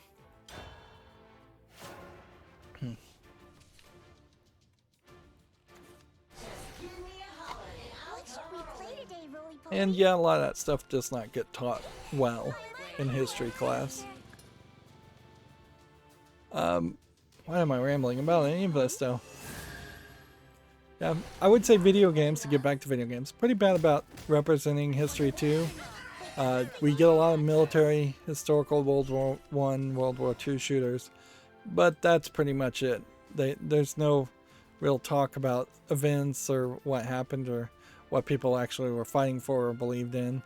It all gets boiled down into very stupid, basic concepts, because the games themselves are just designed around the generic concept of running and shooting. Here we're looking at this game Skatebird, which maybe this would be a decent skating game, so it is mostly positive. $17.99, bunch of languages. We've heard a lot about this game. I guess I put this on the wish list. It's already got 30 positive reviews. So, by my standards, I say yes. I'm not incredibly impressed by what this game looks like. And I have to really question if there was ever a chance that it was going to be any better. That it is Defile the battlefield. seemingly very difficult I love for chaos. game developers to make skating games. Daisy. Seems to take a lot of work. Seems like there's just not a lot of animation. We might be at a point now where there's enough sharing in animation where you can make animations specifically as far as posing characters who are riding on a skateboard. And so somebody could go to like the Unity or Unreal store and sell those animations, and then there could be multiple games with those types of leg movements and such. But that now would be potentially a time where skating games could come back. But even at that, that really is just going to encourage a lot of people to make low effort asset flip skating games. And that would suck. Tony Hawk is just the name of the game as far as skating for most people, so a new Tony Hawk game coming out is the only one that is likely to succeed. And there have been some other AAA skating games that have come and gone with very little fanfare. I think generally people just don't want to play skating games, and that makes sense, certainly. Where if you want to skate, you probably really want to skate in the real world. You probably don't want to play a video game to skate. Enhance. Fire. There's very little equipment required, maybe slightly expensive equipment if you're going to get a really fancy skateboard to skate. The biggest problem though is finding a place where you can skate, or figuring out how to run from cops when they try and arrest you and ticket you for skating. Mankind's tenacity will exterminate you, vermin.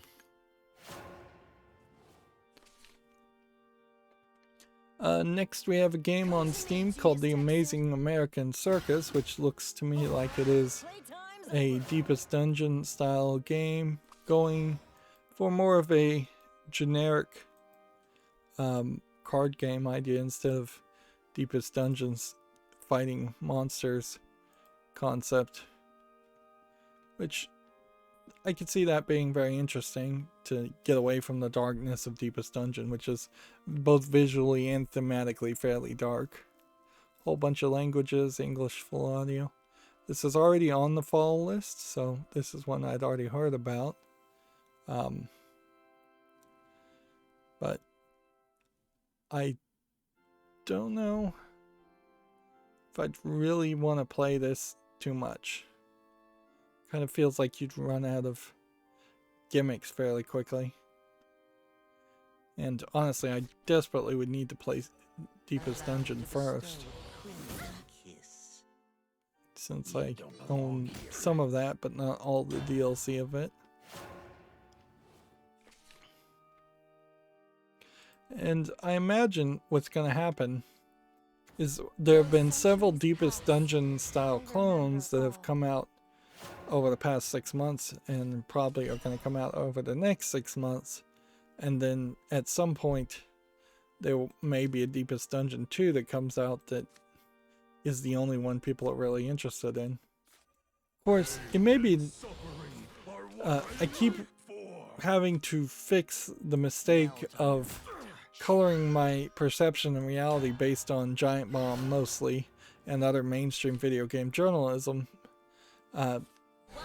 It may have been the case that nobody was really that interested in even Deepest Dungeon 1, so it may have been slightly popular, but nowhere as popular as it was made out to be.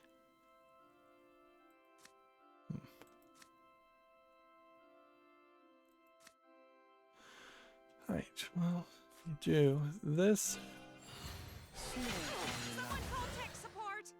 And then do this. Forever and ever more. And you hit this. Melt under my And this. Next, we have a game on Steam called I Am Fish, Hey, genius tech suit. which this is the fish game where you're rolling around in a fishbowl. 77% positive. Maybe I'd wait a little bit on this one. I think I'm gonna be a little bit conservative. It's $15.99, whole bunch of languages. Yep. It has 30 reviews at 49, but it's teetering there at mostly positive. I'm still not 100% sure what this game really plays like either. It looks like it might be interesting, but it also looks like it could just be some cutscenes and then some very simplistic I Am Bread style levels.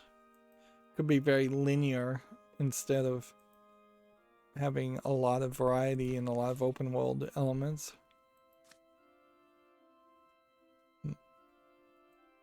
Right. Are you as excited as I am? Well, are you? Scatter like the This. If you want me to hurt you, just say the word. I'm gonna scoop out your guts. Someone call tech support.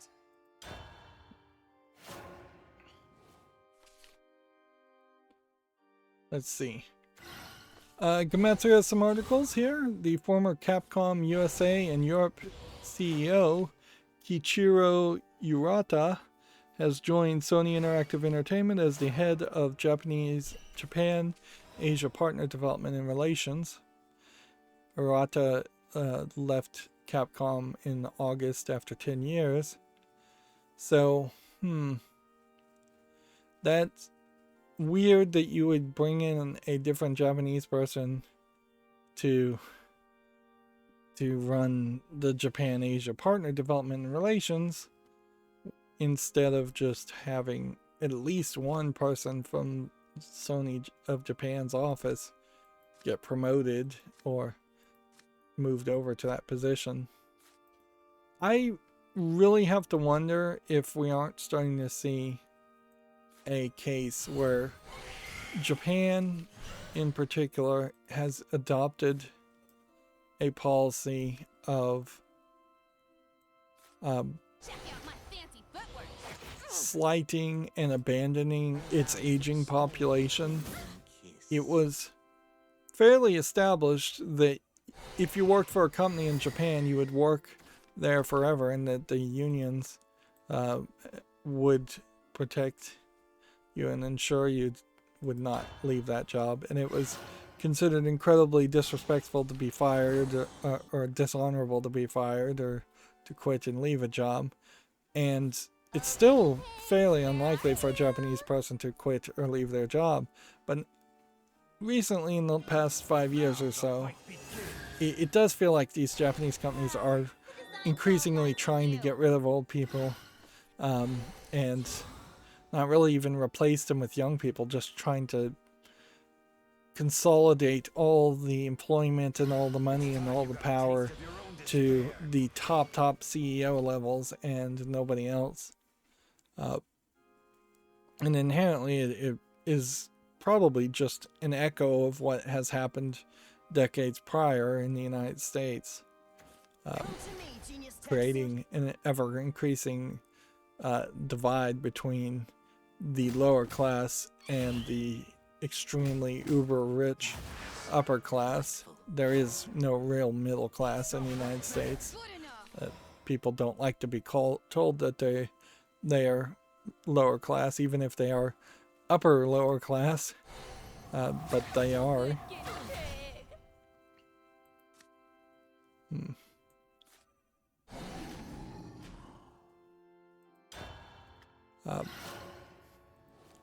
Once again, I need to be careful not to get into two economic rants in one day. So, moving on, Gamatsu says Gunvolt Chronicles Luminous Avenger 9 or IX2 Has detailed stories and settings and characters. So I guess you could check out this article to see these characters. It seems like there's very little artwork here to show off as far as the characters, but a lot of these Kimetsu articles really put out one picture for each character. A lot of robot girls. More than I would have expected normally. This whip is an extension of myself. Let's defile the Mankind's battlefield. tenacity will exterminate you vermin. A flash of metal, a silent night.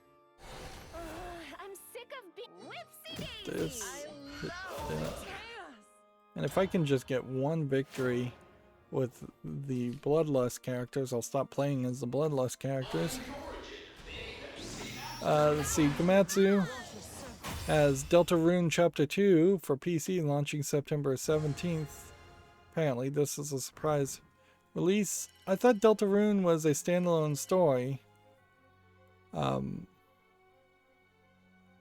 So I'm more shocked by the fact that it was a unfinished story than I am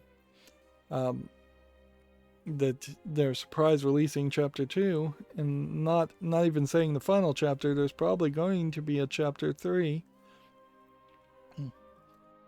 Again, Deltarune being the sequel to the other game that was hyped up a lot by Giant Bomb and other mainstream game developers, Undertale. Yeah. Like Deltarune being the sequel to Undertale, you would expect more hype around it. But I don't know how many people actually even played Undertale. I think I own that game as amongst the hundreds of games I own and haven't gotten around to playing. Appointed sword. Moving on, Kimetsu says Tales of Arise shipments and digital sales have topped 1 million. It is the fastest selling title in the free franchise. Gosh. Okay, well. I guess that shows that there was a audience, probably heavily Japanese audience, looking for a new JRPG. Is there something specific about the Tales series that would make it appeal more?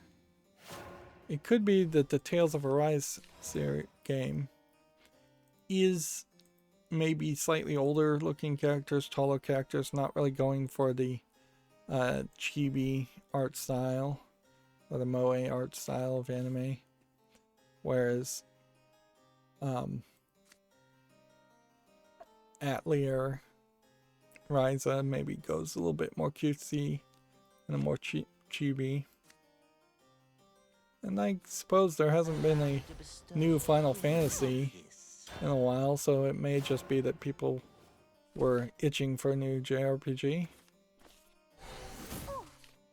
In comparison, the Tales of Berseria game has digital and shipments and digital sales have topped 2 million. This took 5 years for it to happen. And you can see this outfit's a little bit more lewd, so it may very well just have been that people were itching to get back to the Tales series. And yeah, Tales of Berseria seems like it's been out maybe a little too long.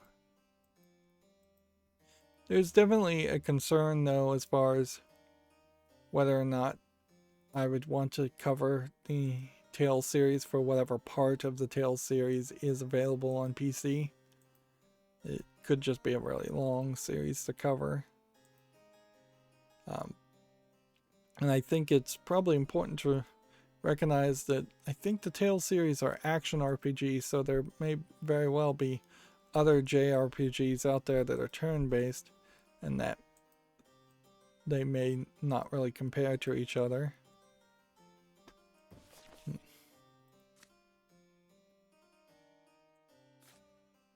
whip is an reflection Now of it's under myself. touch. Allow me to bestow a crimson. Tales of Vesperia. Obviously, this was all one announcement. Definitive Edition have topped 1.5 million, and the main game has topped 2.8 million. If you maybe if you combine both the original version and the Definitive Edition.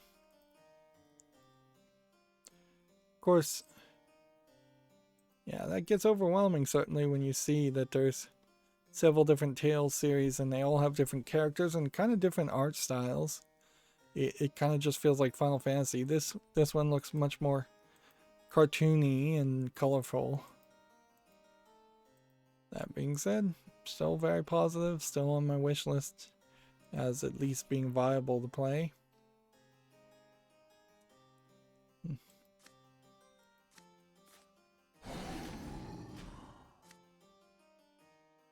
Whoopsie daisy!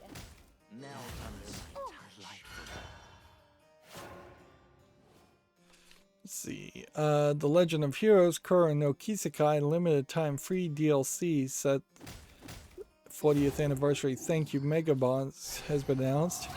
It includes costumes, attachments, and more. And clearly there's a summer theme of swimwear.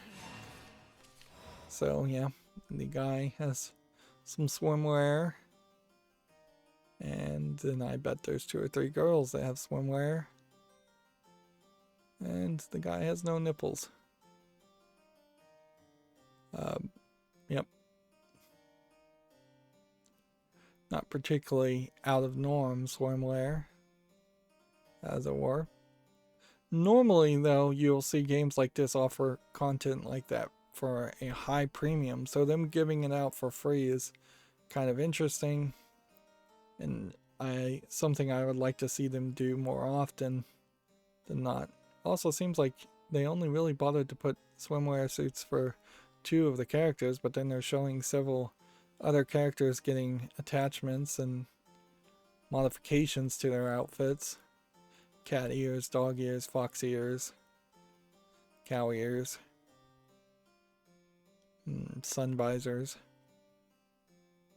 Let's play this. Delightful. Mankind's tenacity will exterminate you, vermin. And then there's something here. Metallic covers for the tactical orbment, whatever that is.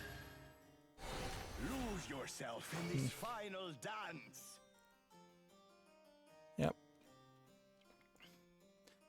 This is kind of a great example of DLC content that isn't really worth spending money on, too. So it's very nice to see it free. As a way of promoting your game and keeping people interested in playing your game or coming back to your game.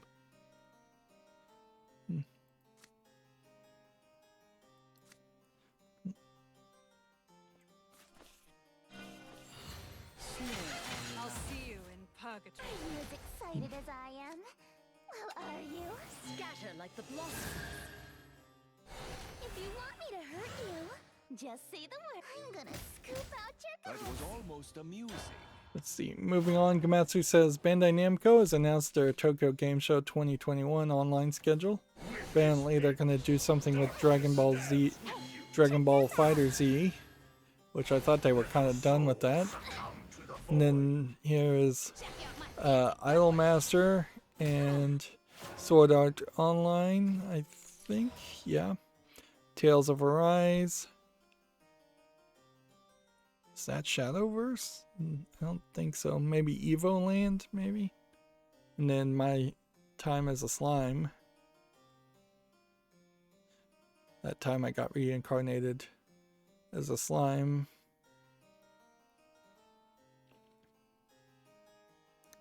So yeah, there could be some interesting announcements, but also it could be basically nothing.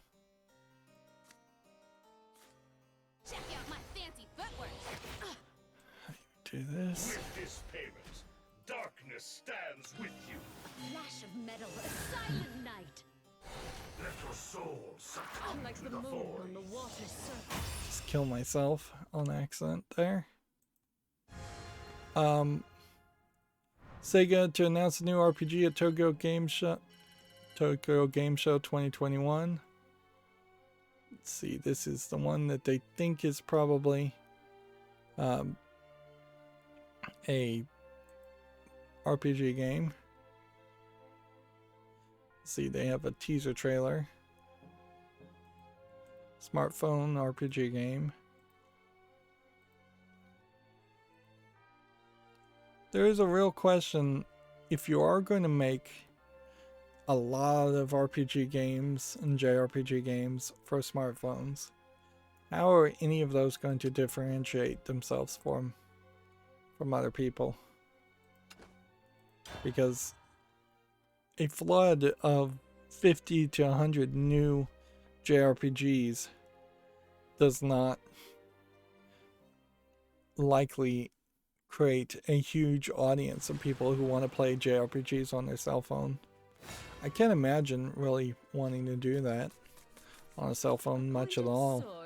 Like right now in particular, you're not likely to have as much of a commute as you used to even, where it would make sense to play a cell phone game for a lot of time. And I'm constantly playing a game on my cell phone and it's constantly draining the battery. I charge it at least 5 or 6 times a day and leave it plugged in most of the time. Otherwise, Come now, let us play together.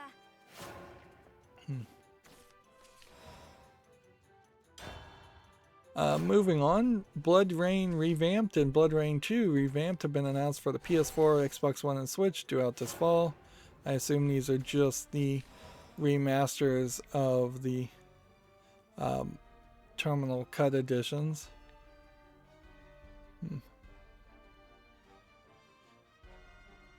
So they're just giving them the revamp title instead of the Terminal Cut title, which frankly that's a better name, and they should have thought of that first.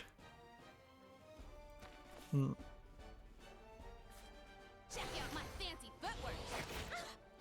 What this doesn't seem to lead to, though, is any kind of guarantee I present you that there would be a new Blood Rain game to come out anytime soon. I don't think there's any high chance of that. Yogamatsu has the same article that Wipeout Rush has been announced for iOS and Android. Sherlock Holmes Chapter 1 for the PS5, Xbox Series, and PC launches November 16th. PS4 and Xbox One versions due out a few weeks later. This is called Chapter 1, but I think it's a full game from Frogwares. I don't think it's an episodic game. They're calling it Chapter 1. As in, it's a collection of maybe several mysteries? Or it's just one big mystery that is one of the first mysteries that Sherlock Holmes ever did. They're trying to really reinvent Sherlock Holmes and make him a younger, more appealing character than... And yeah, I think you work better that way in video game form. Yep.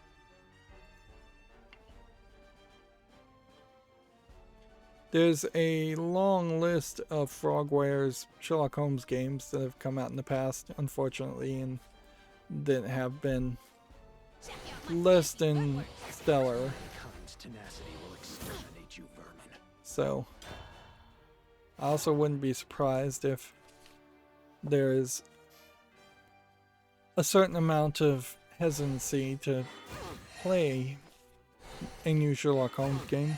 Sherlock Holmes and the Devil's Daughter was supposed to be the first game in a whole reboot of Sherlock Holmes games that were supposed to be a lot better, and they were going to put a lot more effort into it. And in all fairness, I think they did put a lot more effort into it. It just didn't come out as good as people would have liked it to.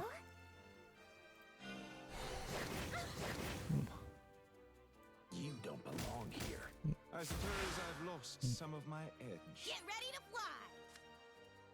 Get ready to fly! You wouldn't! I'm so excited! Moving on, Gamatsu says Microid has signed an agreement with Taito to produce 2 new games. Both titles due out in 2022. That's very early info. Wraith the Oblivion Afterlife for PSVR launches October 7th. First I've heard of this game, but it is also a PlayStation VR game, which that's fairly weird also. Like, we're kind of expecting a announcement of a new PlayStation VR headset fairly quickly in the next 6 months to a year. So this might be like the first game to try and come out for a new PlayStation VR set. This looks interestingly like a somewhat thought out horror game based on this trailer. I don't know if it really would be much of a game though, being stuck behind PlayStation VR. It's always a kind of deal killer. Are you as excited as I am? Well, are you? Scatter like the blossom. If you want me to hurt you, I'm gonna scoop out your guts. Save yourself. Tenacity will exterminate Get ready you, to vermin. fly! You wouldn't! This deck I've built is just terrible.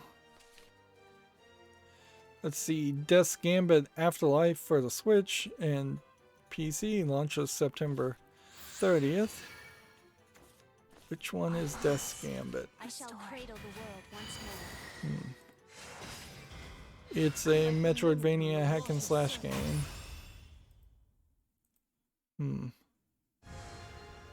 And this is the Afterlife is an expansion, DLC expansion.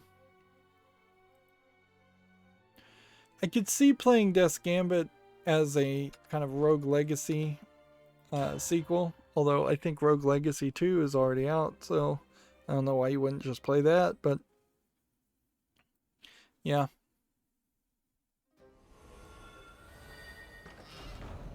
I don't know, though, if I could really justify playing Death's Gambit having just, or having almost completed playing Binding of Isaac Rebirth. That probably has worn me out as far as playing roguelike games for a while.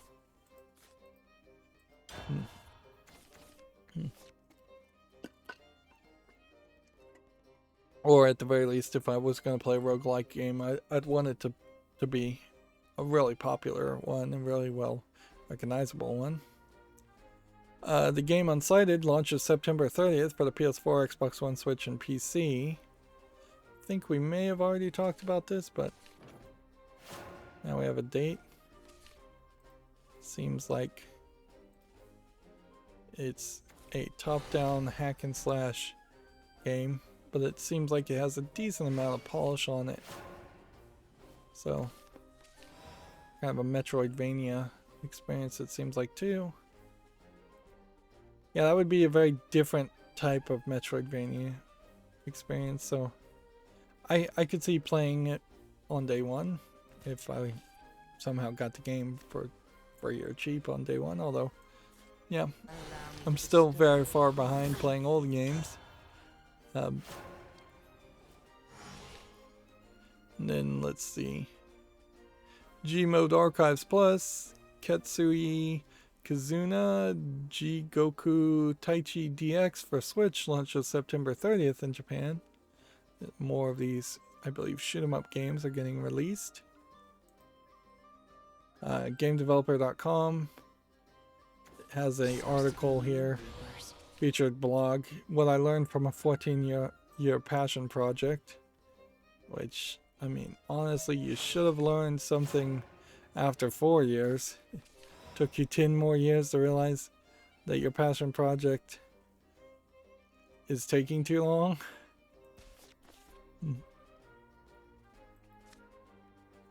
I mean, I can get it, certainly, though.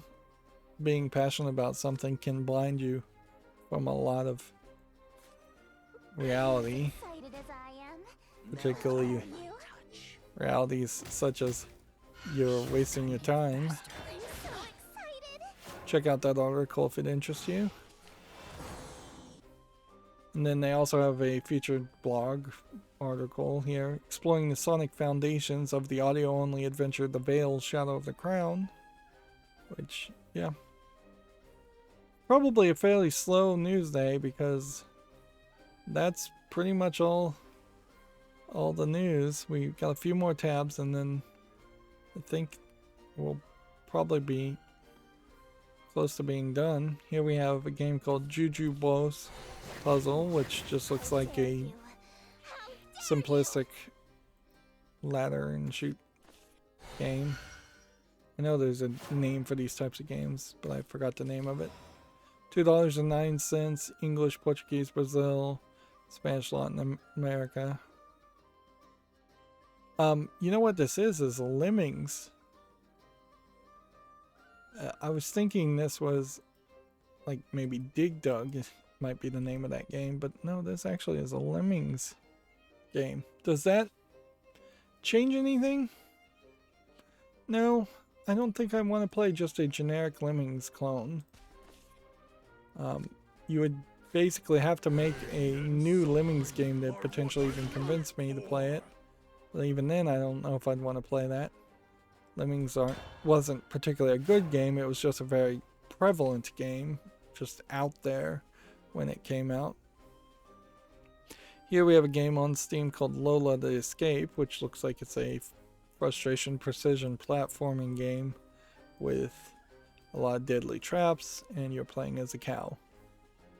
$5.94, whole bunch of languages. Here we have FBG Arcade Machine, which just looks like a garbage asset flip game for $8.99, English only. Here we have a game called Spooky Halloween, which looks like nothing of interest. They're just calling it an open world sandbox game. $6.79 single player with split screen co-op or PvP. English, allegedly full audio. Yep. Much like the games where you run around as a dog, running around as a cat is at its core not something of interest. You have to do more, certainly, to make it interesting. Here we have a game called Dark Runner, which obviously suffers from dark screenshot syndrome. Just a generic low effort game. $6.29, English and Czech. Here we have a game called Rift Adventures, which looks a little bit more polished. I think this one might deserve a follow. $5.99, English, Portuguese, Brazil. There's a decent chance that there's nothing really here, but I don't think I can immediately dismiss it. And then, like a rabbit and a fox working together, I guess. Put that on the fall list.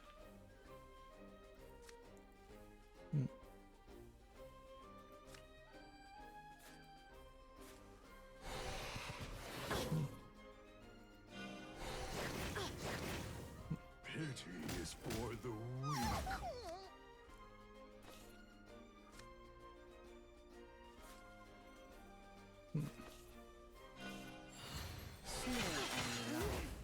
Soul's not ripe yet.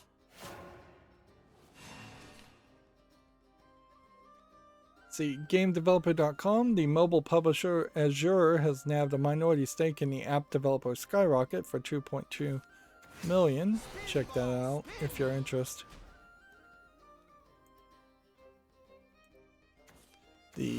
According to Gamatsu, the rhythm action game 6-Star Gate Star Trail has been announced for Switch and PC. Another Japanese anime rhythm action game. Going definitely for more of the Moe chibi art style, or Moe art style, I guess is the right one. Actual game not looking particularly interesting, which that tends to be the case. There, for lack of a better term, there is just a amount of cynicism that seems to center around rhythm games, where they either do sell in Japan well enough to make the creators of them happy, or the creators of them think they sell in Japan, and that lets them continuously get made.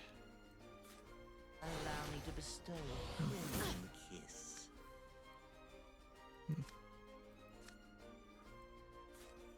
Check out my fancy footwork. Okay.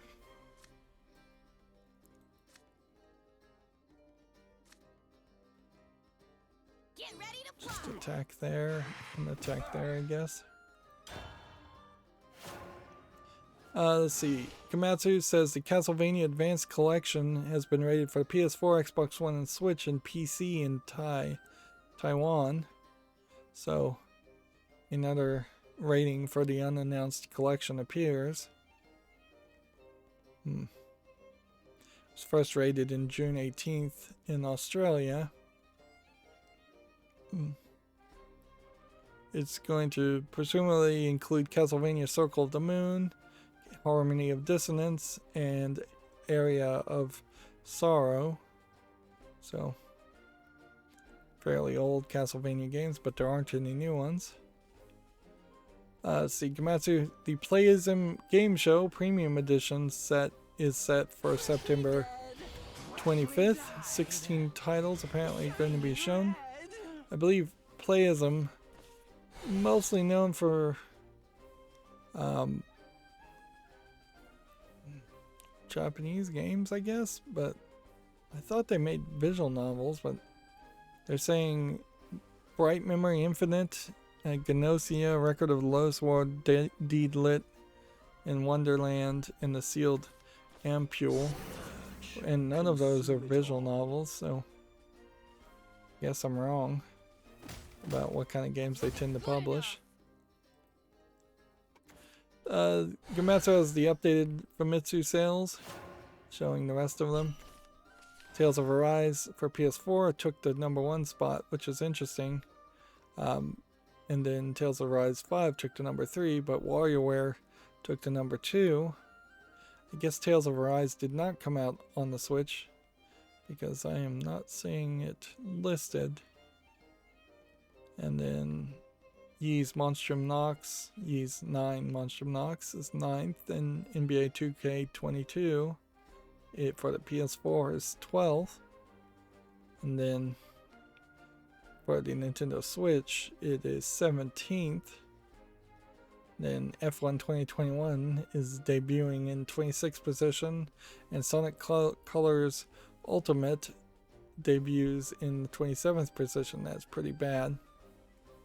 And yeah, we are still seeing massive sales victories for the Switch compared to the PS5 and PS4 combined, or the PS5 Digital Edition, PS5 Regular Edition, PS4 combined. And we are still seeing the Xbox Series S sell fairly well, although the X didn't sell anywhere as well as it has in the past. And then the new 2DS LL. I wonder how much of that has to do with availability. Of myself. Let's defile the battlefield. Darn it. I may have been able to win this one if I'd played that turn.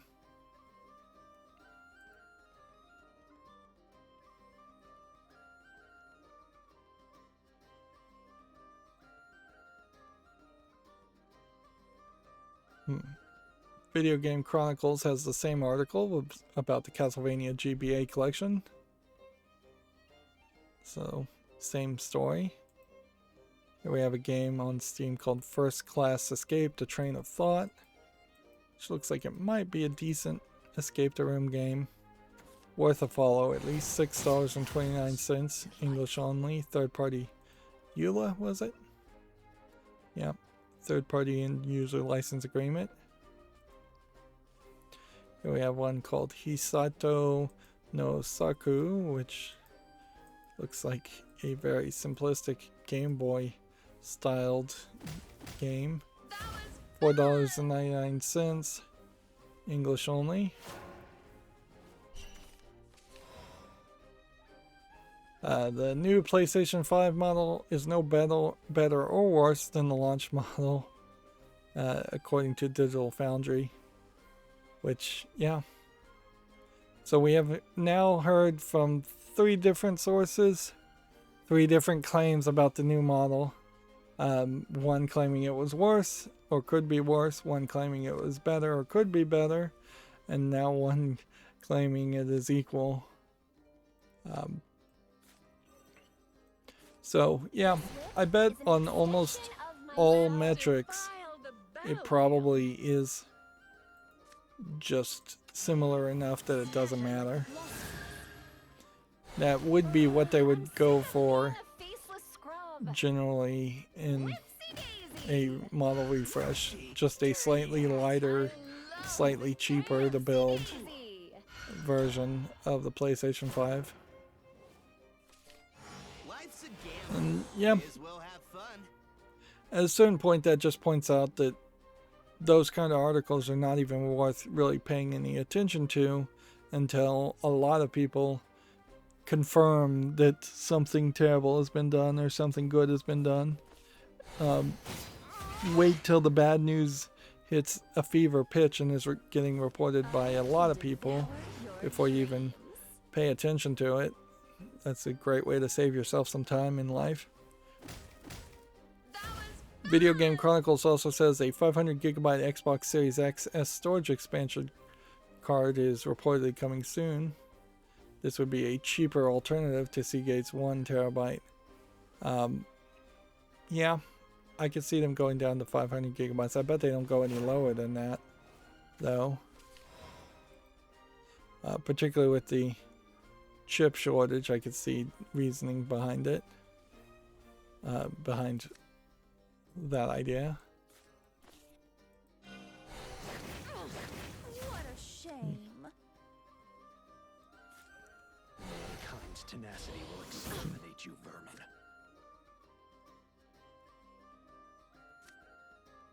That won't kill him. What adorable, ephemeral lives. GameDeveloper.com. WB Games has hired David Hewitt to be the studio head of Monolith Productions. Monolith doing the Mordor game and I forgot what this one was called. And then Fear, a game they haven't done in a long time. And this one, Spies Among Us was.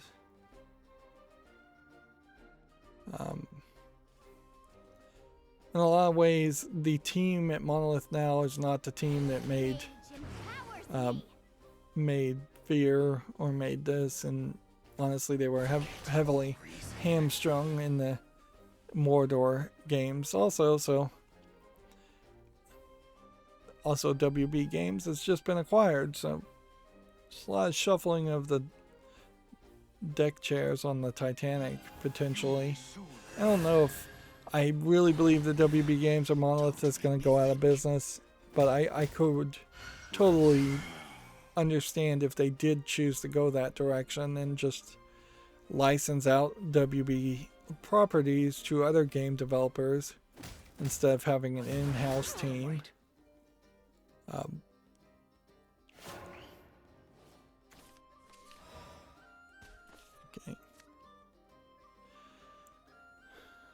We could summon 2 of these.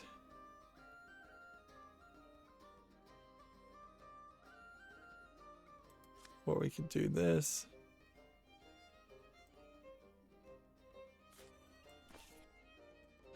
With this payment, darkness stands with you. A flash of metal, a silent night. Let your soul succumb to the void. Blot the light. You have a good eye. Let's see.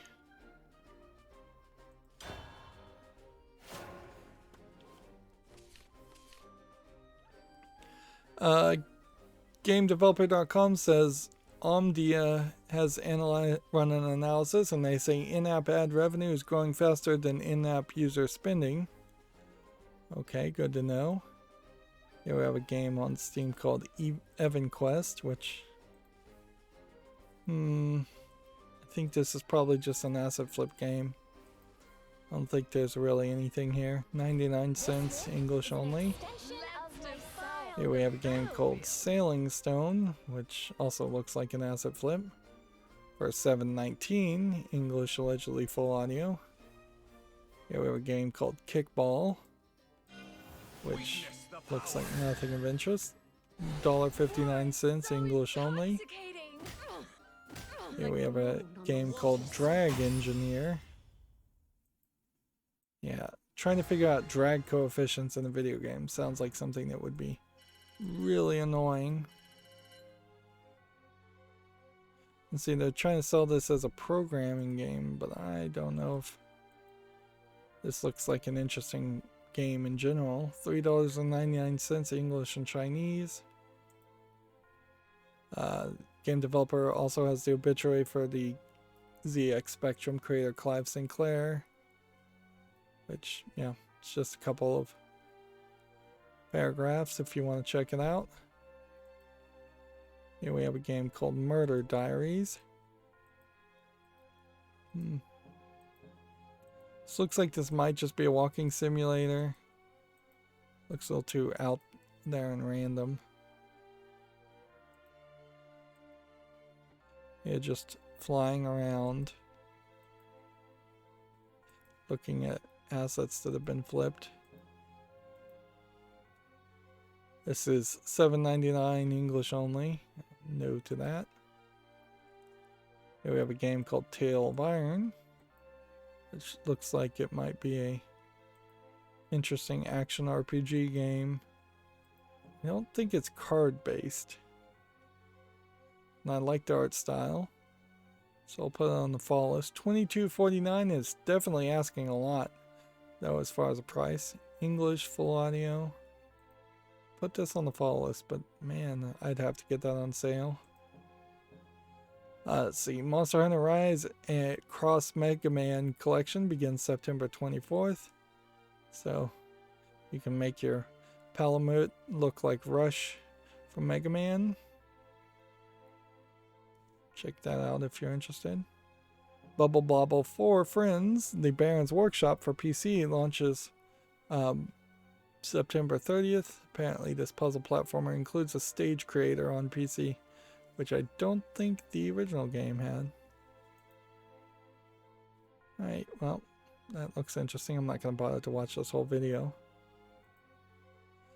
GameDeveloper.com says the former Destiny Halo composer now owes Bungie thousands after being found in contempt of court.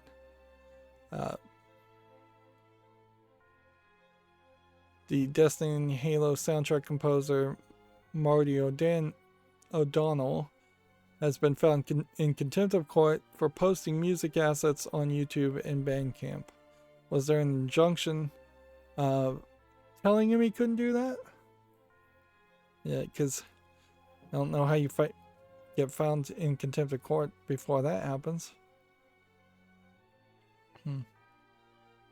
Apparently, he owes them $100,000. I'm sure they'll never see even a small fraction of that.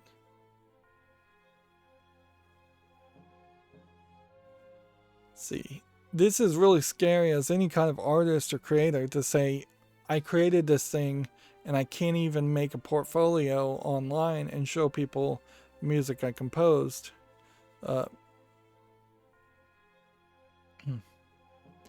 O'Donnell had successfully sued Bungie for firing him without cause when he was booted from the company in 2015, but that victory had come with a price. The court ruled that the composition titled Music of the Spheres, an ambitious, initially unreleased project created by O'Donnell collaborator Michael Salvatore, and with input from former Beatles member Paul McCartney, was property of Bungie, not O'Donnell. Interesting. So there's this big Paul McCartney involved music that maybe was worth a lot more than $100,000. The court ordered O'Donnell to return all material related to producing the music of the Spheres or the rest of the Destiny soundtrack, and was forbidden from sharing any of it publicly. Bungie finally relented to releasing a version of the music of the Spheres on its web store in 2018. Well, in 2019, so there was an injunction basically saying you cannot release this. Fast forward to 2019 when for some reason O'Donnell began uploading rough versions of music of the Spheres to YouTube and Bandcamp. That prompted Bungie to take legal action. This might be the first case of a potential copyright lawsuit that ends up in an actual large judgment that maybe they'll actually see some of that money, but probably not that much. He has also been ordered to post messages on his distribution channels that he does not own the rights to the music of the Spheres, and asking anyone who downloaded the versions he posted to delete them. Let's see. O'Donnell's legal team is still contesting the $100,000 fine, apparently arguing that it is unreasonable, which in all fairness it is an unreasonable fine, but the standard for unreasonable fines from a judge, when you do the exact opposite of what a judge tells you to do, is extremely high, and I think they will find that the $100,000 fine falls within their own self-determination of reasonableness. Oh, so I missed the whole Take-Two opportunities. Well, whatever. I guess that saves me some time as far as trying to find private matches. Today has been a really bad day as far as Shadowverse. Trying to get victories. Let's see. Gematsu has an article here. A Chinese action RPG called Wu Chang Fallen Feathers has been announced. Which, let's see if we can catch some of that. I feel like even if you were contesting the decision that you don't own Music of the Spheres, you still are going to be held to an injunction and an order from a judge. So you really shouldn't have done that. And he clearly is irate and not, if not crazy. This looks like a Dark Souls set in China in some ways. I don't know if there's enough of a game so far that I see that makes it look particularly interesting. I mean, Asian monsters, I have said, I think several times in the past, that I would like to see more games with more Asian monsters instead of your just standard vampires and werewolves and things. But yeah, this definitely feels like it's just Asian Dark Souls. Which at a certain point, why play Asian Dark Souls or play an Asian Dark Souls clone that's a Chinese company when more than likely the original creators of Dark Souls could just have made an Asian Dark Souls game, and probably will, if not soon after this game comes out, before.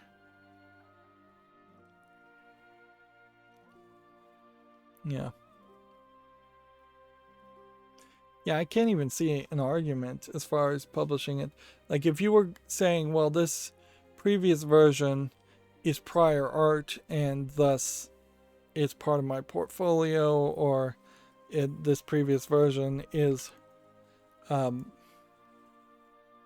not the thing you were injuncted to post.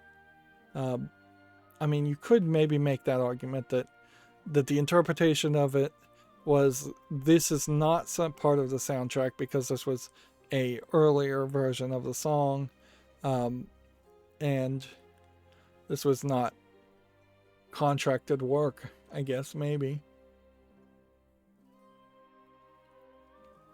That would be nearly $1 billion lawsuit you would have to argue and fight for, is to say this version is so different from the version that was finally released and made for the game that that this version has a different and separate copyright that belongs to the creator of the game versus the creator of the music versus the final version that belongs to Bungie. Yeah, I don't think that lawsuit would succeed easily. Moving on, we have a game on Steam here called 11th Stream, which is obviously just a puke of color. It's an asset flip first-person shooter, $11.99. Maybe not even an asset flip game. GameDeveloper.com says Elodie has netted $32.5 million to develop cross-platform titles, if you're interested in that. Here we have The Last Friend prologue out now, but it's a prologue, so I don't really care. We'll wait until the actual game comes out. It's English only and free. According to Gamatsu, X Zeus, the complete collection, launches September 30th. I guess that's X Zeus 1 and 2 updated for modern platforms. Looks to me like it's some kind of mech game. Maybe flying around in a mech 3D shooter game. Doesn't look interesting. Video Game Chronicle says Yuji Naka has gone indie following the, I have to say, massive failure of Balan Wonderworld. Wasn't it called Balan Wonderland in the West? But whatever. Maybe it wasn't. The Sonic programmer says he's now making a small mobile game on his own. So basically he was fired. But also, he probably was only kept at Sega because he made Sonic this long. I don't think he's really done much. And if anything, Sega's entire staff as far as making Sonic games in particular, seem to be pretty terrible at making games. So I can't even really blame Sega for firing him. Let's just call it what it is. And I doubt too many people are going to play his small mobile game when it comes out. Yeah. But in another way, that is back to the thought.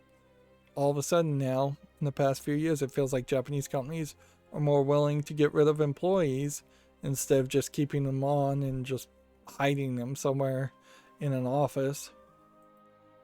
Let's see. Gamatsu says Sega and Atlus announced their Tokyo Game Show 2021 lineup schedule. Let's see. Fist of North Star, Hatsune Miku, Lost Judgment, Mega Drive Tower Mini Zero, Phantasy Star Online 2 New Genesis, Sega Net Mahjong MJ, Sonic Colors Ultimate, Super Monkey Ball Banana Mania, and Virtual Fighter 5 Ultimate Showdown. Then Sonic Mario at the Olympic Games and the Olympic Games 22. Yeah, that's really late at this point. Shin Megami Tensei 5. And then a whole bunch of more games that they're partnering with. None of these announcements seem to be on new games, though. Let's see. The subtitle says Nipponichi Software is going to announce a new strategy RPG as part of the partners lineup. One new game, potentially, and then just a lot of hype around old games. Yeah, we already talked about this. The new RPG being teased by Sega appears to be a mobile game. Here we have Tales of a Rabbit, the story of Willie Hop. It's probably low effort asset flip game. It's supposed to be an educational game though. $4.99, third party EULA, English, allegedly full audio. I'll put this on the fall list and see if it ever gets any reviews. I bet it doesn't. Here we have Droopy Balls Simulator, which... okay. Joke game. 99 cents English only. I think we can skip that easily. Here we have a game called The Architect's Game, which some kind of low effort asset flip social deduction game. early access, $6.29, online PvP only, so I couldn't cover it. Here we have a game called Argus Panoptes.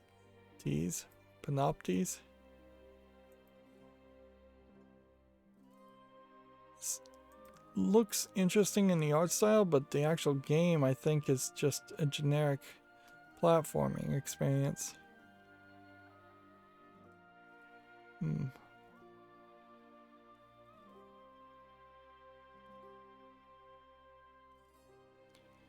Yeah, you seem to be controlling two things at once, which I don't think that really makes it better. If anything, it just makes it more difficult of a game to play.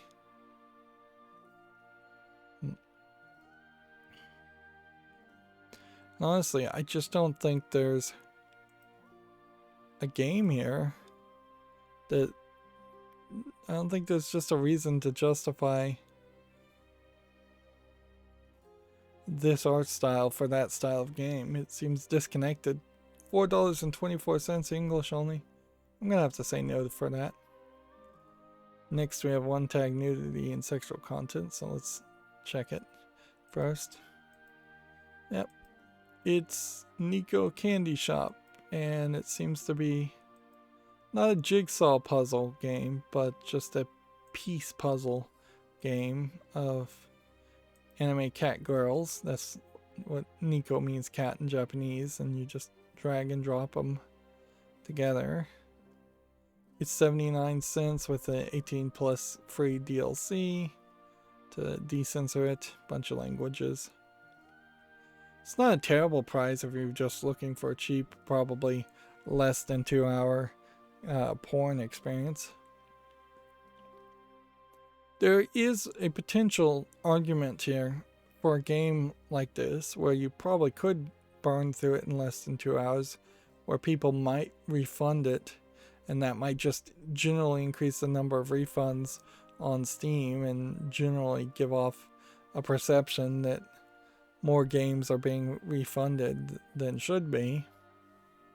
But I imagine Valve is smart enough to look at certain games and see why they're being refunded potentially more than average before they just jump to conclusions and potentially take off the adult games that are really short, if that becomes a problem, and maybe curate more. I don't want to see the adult games leave, but I also would like to see good adult games with more content. Next we have Crysis Remastered.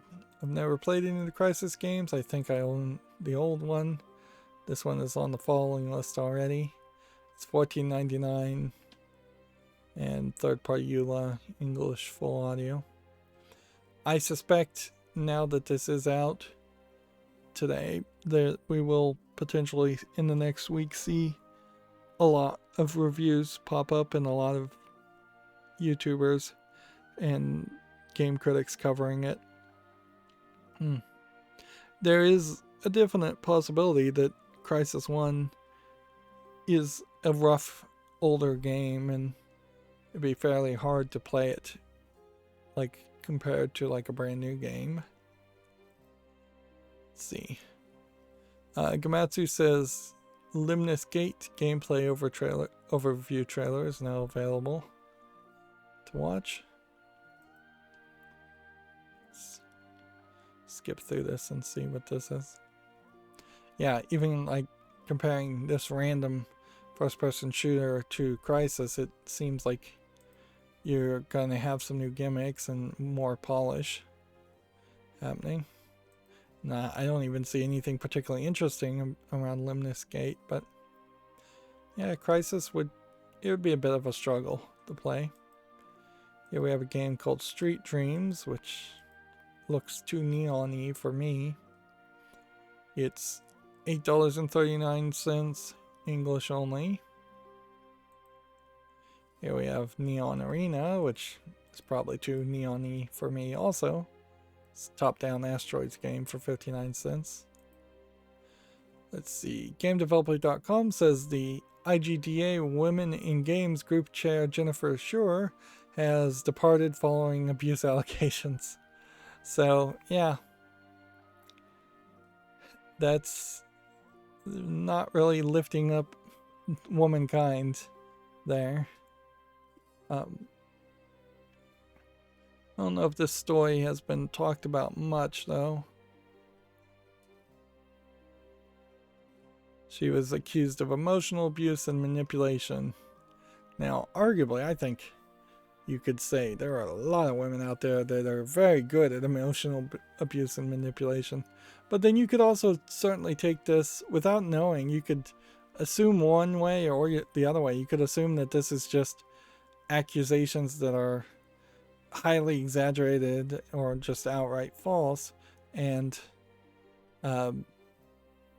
the chair didn't want to fight it. But yeah.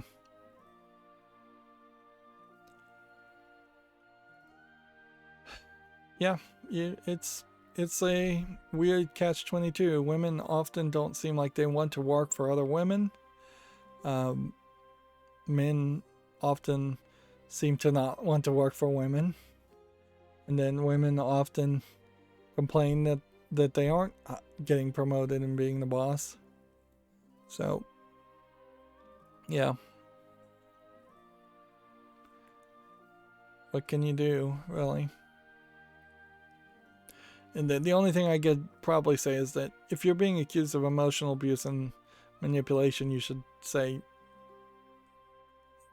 just say, that's false. This is just a slanderous rumor. You should just fight it, I think. Like, unless they've got something more physical, more provable in court, something that is actually a crime, I think you fight it and stay in the job. And it may get really down to that point where, unless you are actually convicted of a crime, you should fight and keep your job.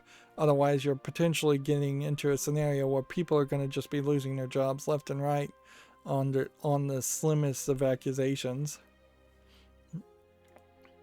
Moving on, we have a game on Steam here called Cursed Night: The House, which looks like it's probably just an asset flip horror game. $11.99, VR game, English only. Here we have Love Colors, Paint with Friends. Which is just a paint by number game. $2.39 with some more DLC, bringing up to closer to $7, English only. Nothing there of interest. Here we have a game called Motivational Hero, which looks like it's probably too simplistic of a game and looks like it is just a frustration platformer. $1.19, English only. They're comparing it to Regency Solitaire as far as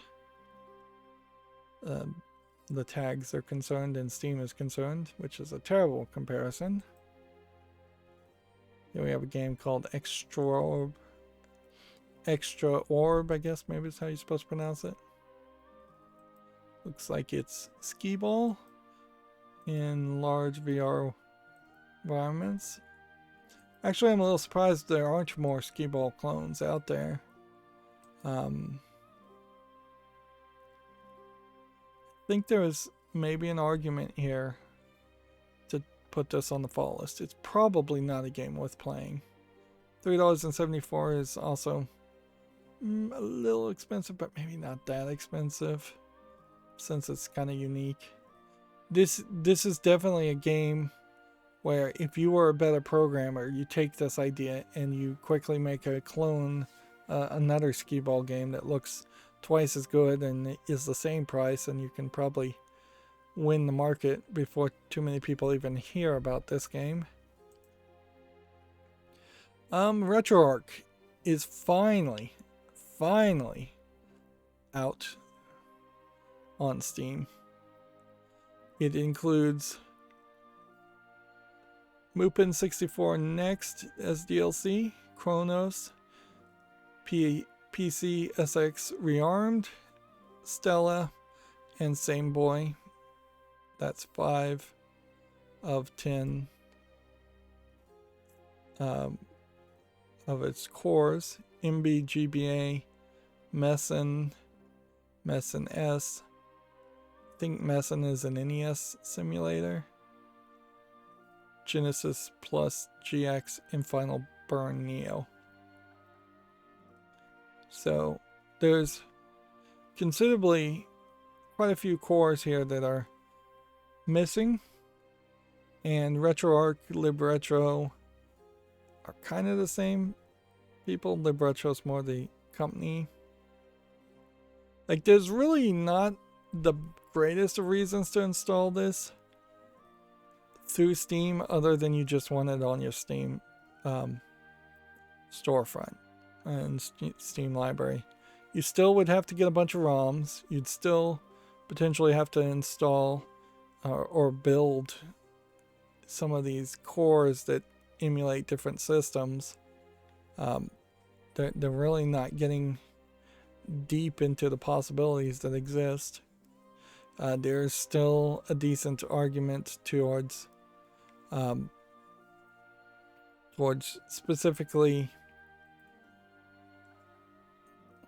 installing it separately or building a Raspberry Pi RetroPie build and having a completely separate PC that can decently enough emulate a lot of the older games.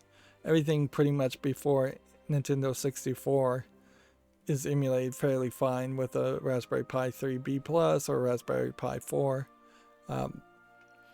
And none of the cores there looked like the cores that would emulate Nintendo 64 games or anything higher than that. There might be a weird split where all the cores that emulate Nintendo consoles in particular are not included on the Steam version, and it's just Sega Genesis and PlayStation and all the other companies' platforms. They may be afraid of being sued by Nintendo. Let's see. Next, we have a game on Steam called Balsa Model Flight Simulator, Balsa Wood Airplanes, which I don't know how many people even know about Balsa Wood airplanes. Early access 1709 English only, not interested in it. Here we have a game called Memories, which looks a little bit asset flippy, but also looks like it has maybe some artistic merit to it. Running around in Beirut. This may be more of a political statement game than an actual game, because this just feels really weird for weirdness sake alone.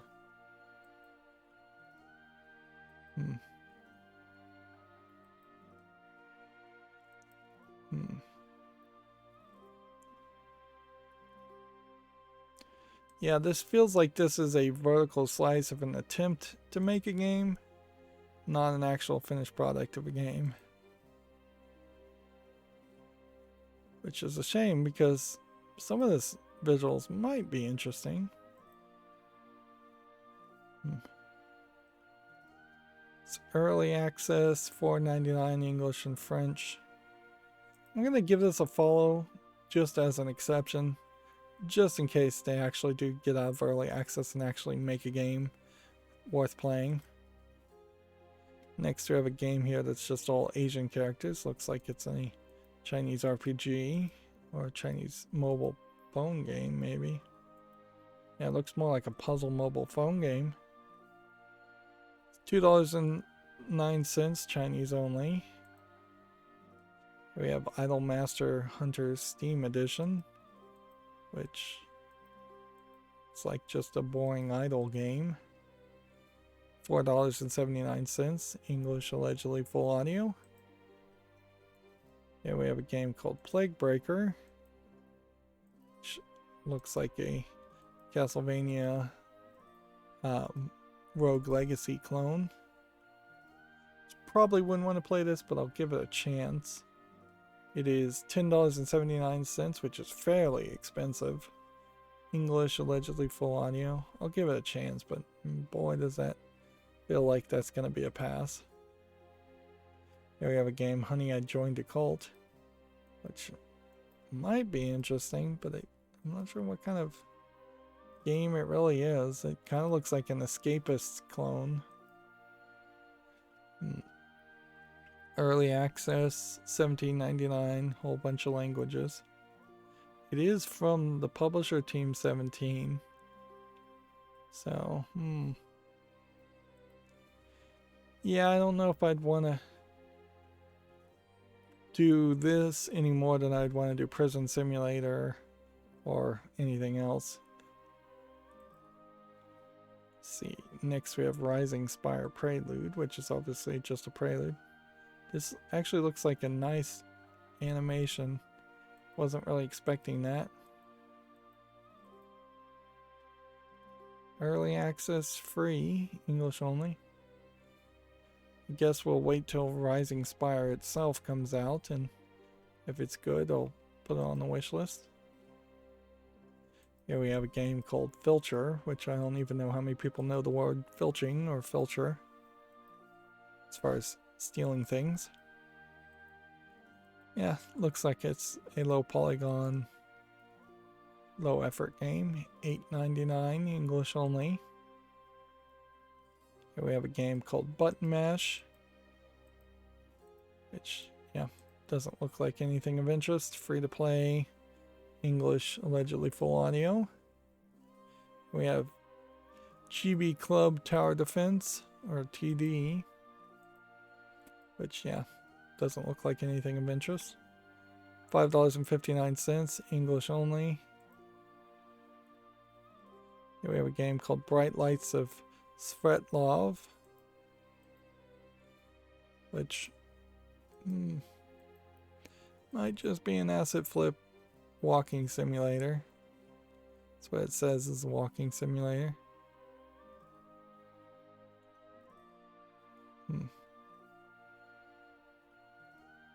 $4.99, Russian full audio, English only. Probably would skip this, but I'm not willing to make any decisions today, obviously. Here we have a game called ZEED, which looks like it's just a low effort zombie game, survival game. $18.99, English only. That's too expensive. Here we have Era of Newborns, which is mostly negative already, so we can immediately reject that. 11% positive of 27 reviews.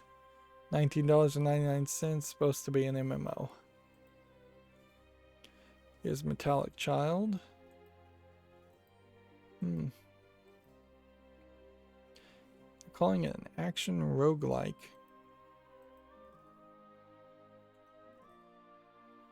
I feel like I had heard about Metallic Child, but I don't feel like I've seen it. Hacking and slashing and fighting bosses and different perspective shifts.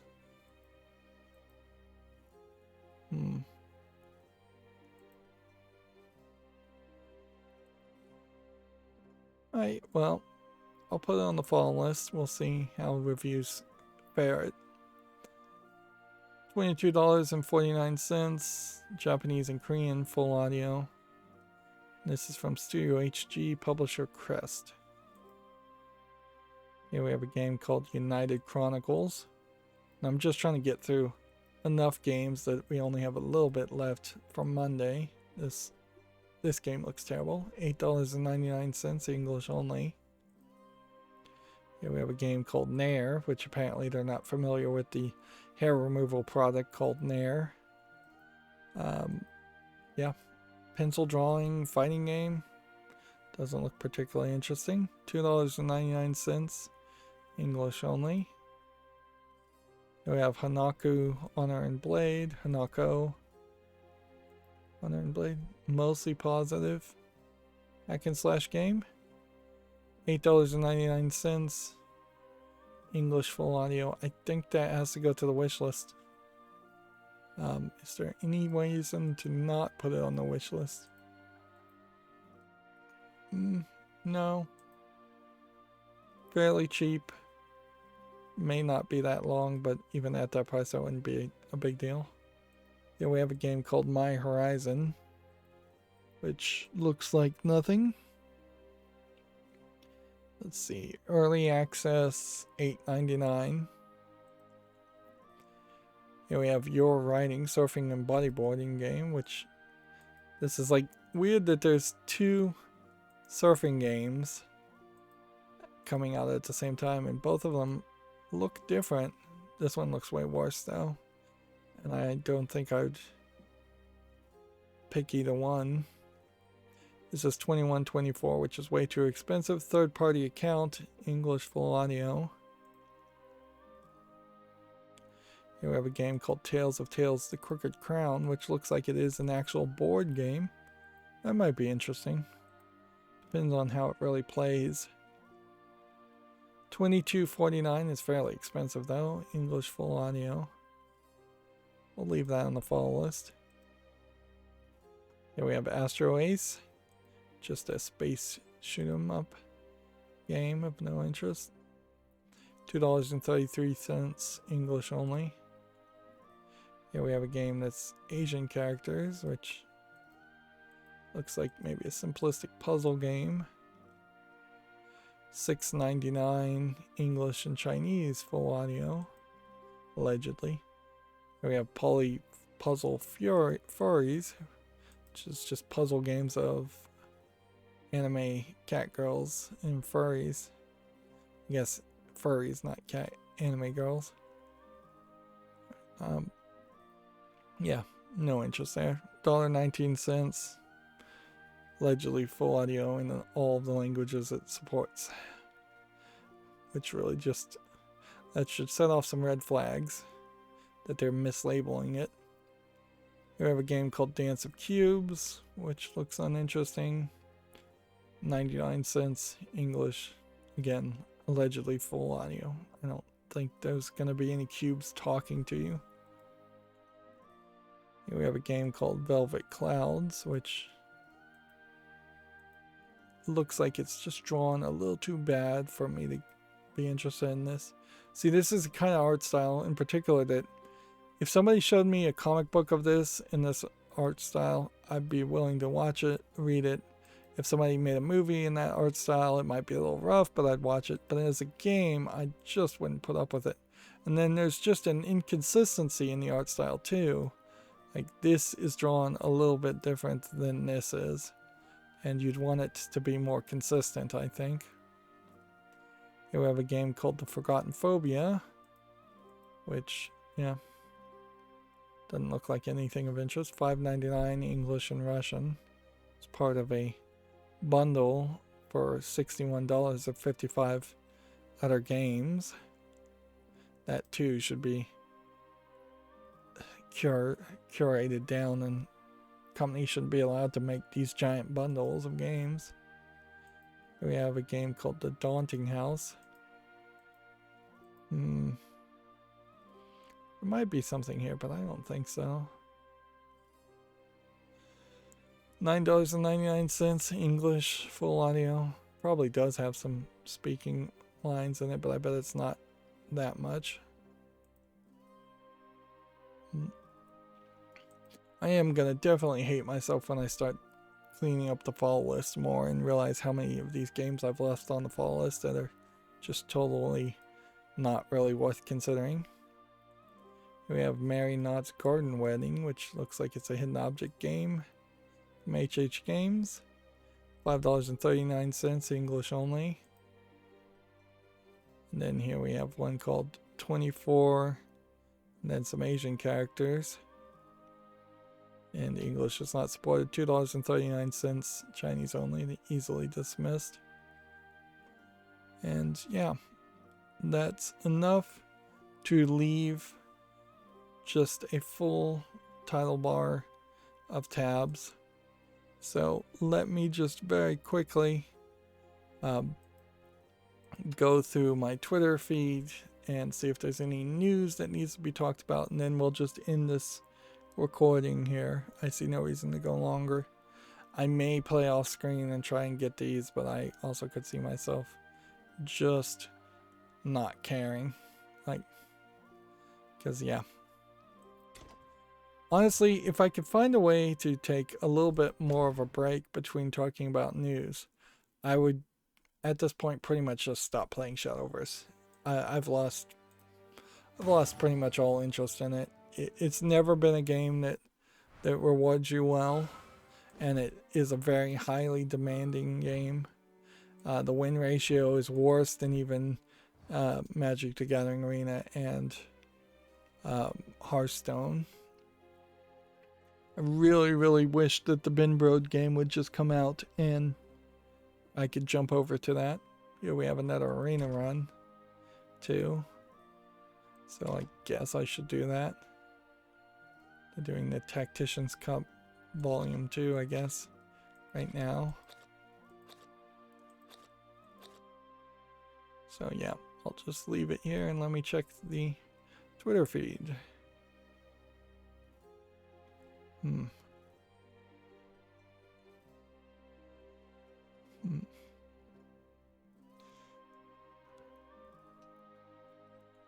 Yeah, I'm starting to yawn.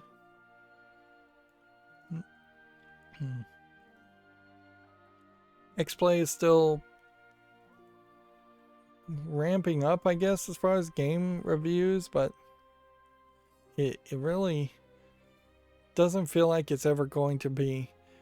The new G4 is ramping up, not X-Play. They haven't brought back anything that feels like actually X-Play.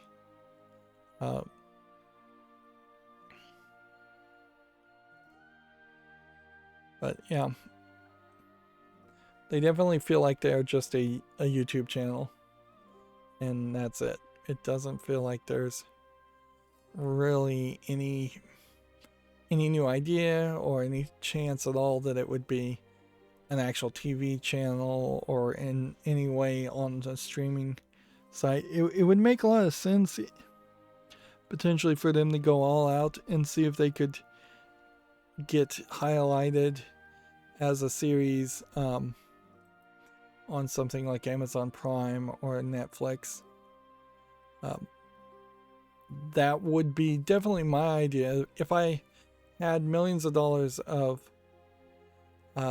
funding, is I would actively try to negotiate the idea of, hey, we want to make a long-running series TV channel, but we don't want it to be on TV. We're not going after cable, so we want to be your exclusive on Netflix. And we'll make, say, at least 300 episodes a year.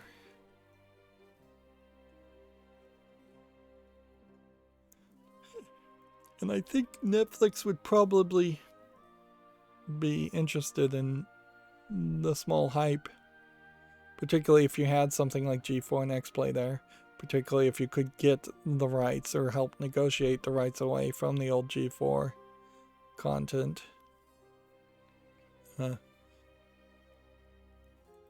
Yeah, I would be much happier with the idea of old G4 shows on Netflix right now than a YouTube channel that calls itself G4 and is made up of a whole new group of people who seem to not really do too much.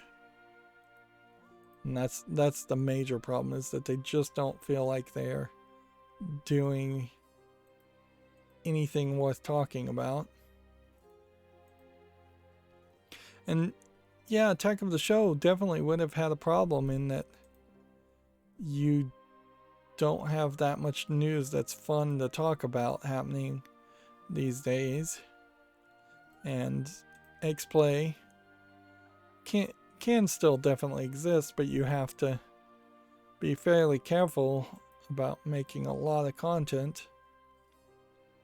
Even in the old days, if X-Play had been more closer to a weekly show, it might have made a lot of sense.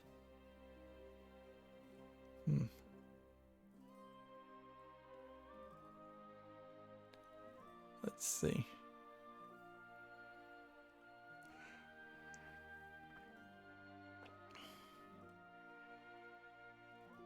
Yeah, I'm just going through all my Twitter feeds, and making sure there isn't any new news, and it seems like there isn't. Over this weekend, what do I need to do? I need to schedule things. I need to at some point try to work on that irrigation system some more. I've really dropped the ball there. Apparently THQ Nordic has 42 games in development, 28 of which are still to be announced. After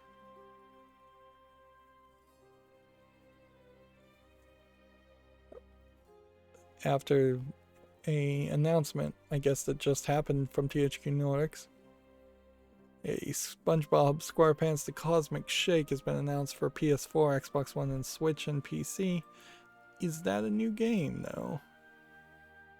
Jagged Alliance 3 has been announced for PC, which would explain why Jagged Alliance 1 was free on Steam. Superpower 3 has been announced on PC. This must have just happened about an hour ago.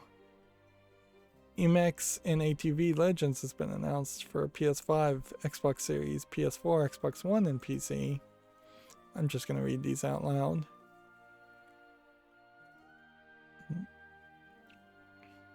Outcast 2: A New Beginning has been announced for PS5, Xbox Series, and PC. I thought Outcast 2 was already made. Let's see. Destroy All Humans 2 Reprobed has been announced for PS5, Xbox Series, and PC. That makes a lot of sense. Yeah, and that was all the THQ 10th anniversary showcase, I guess. It's kind of questionable whether it really has been 10 years with THQ, but it probably has.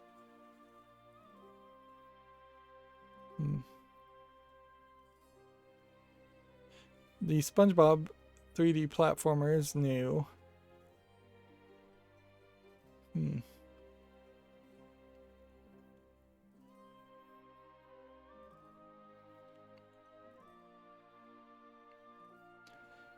Yeah, and I guess that's all the news. So that's going to be it for this stream. As always, I ask you to like, share, subscribe, comment, and watch every second of my videos. If you want to friend or follow me on any social media sites, there's a whole bunch of links down below. Thank you for watching. Have a good evening.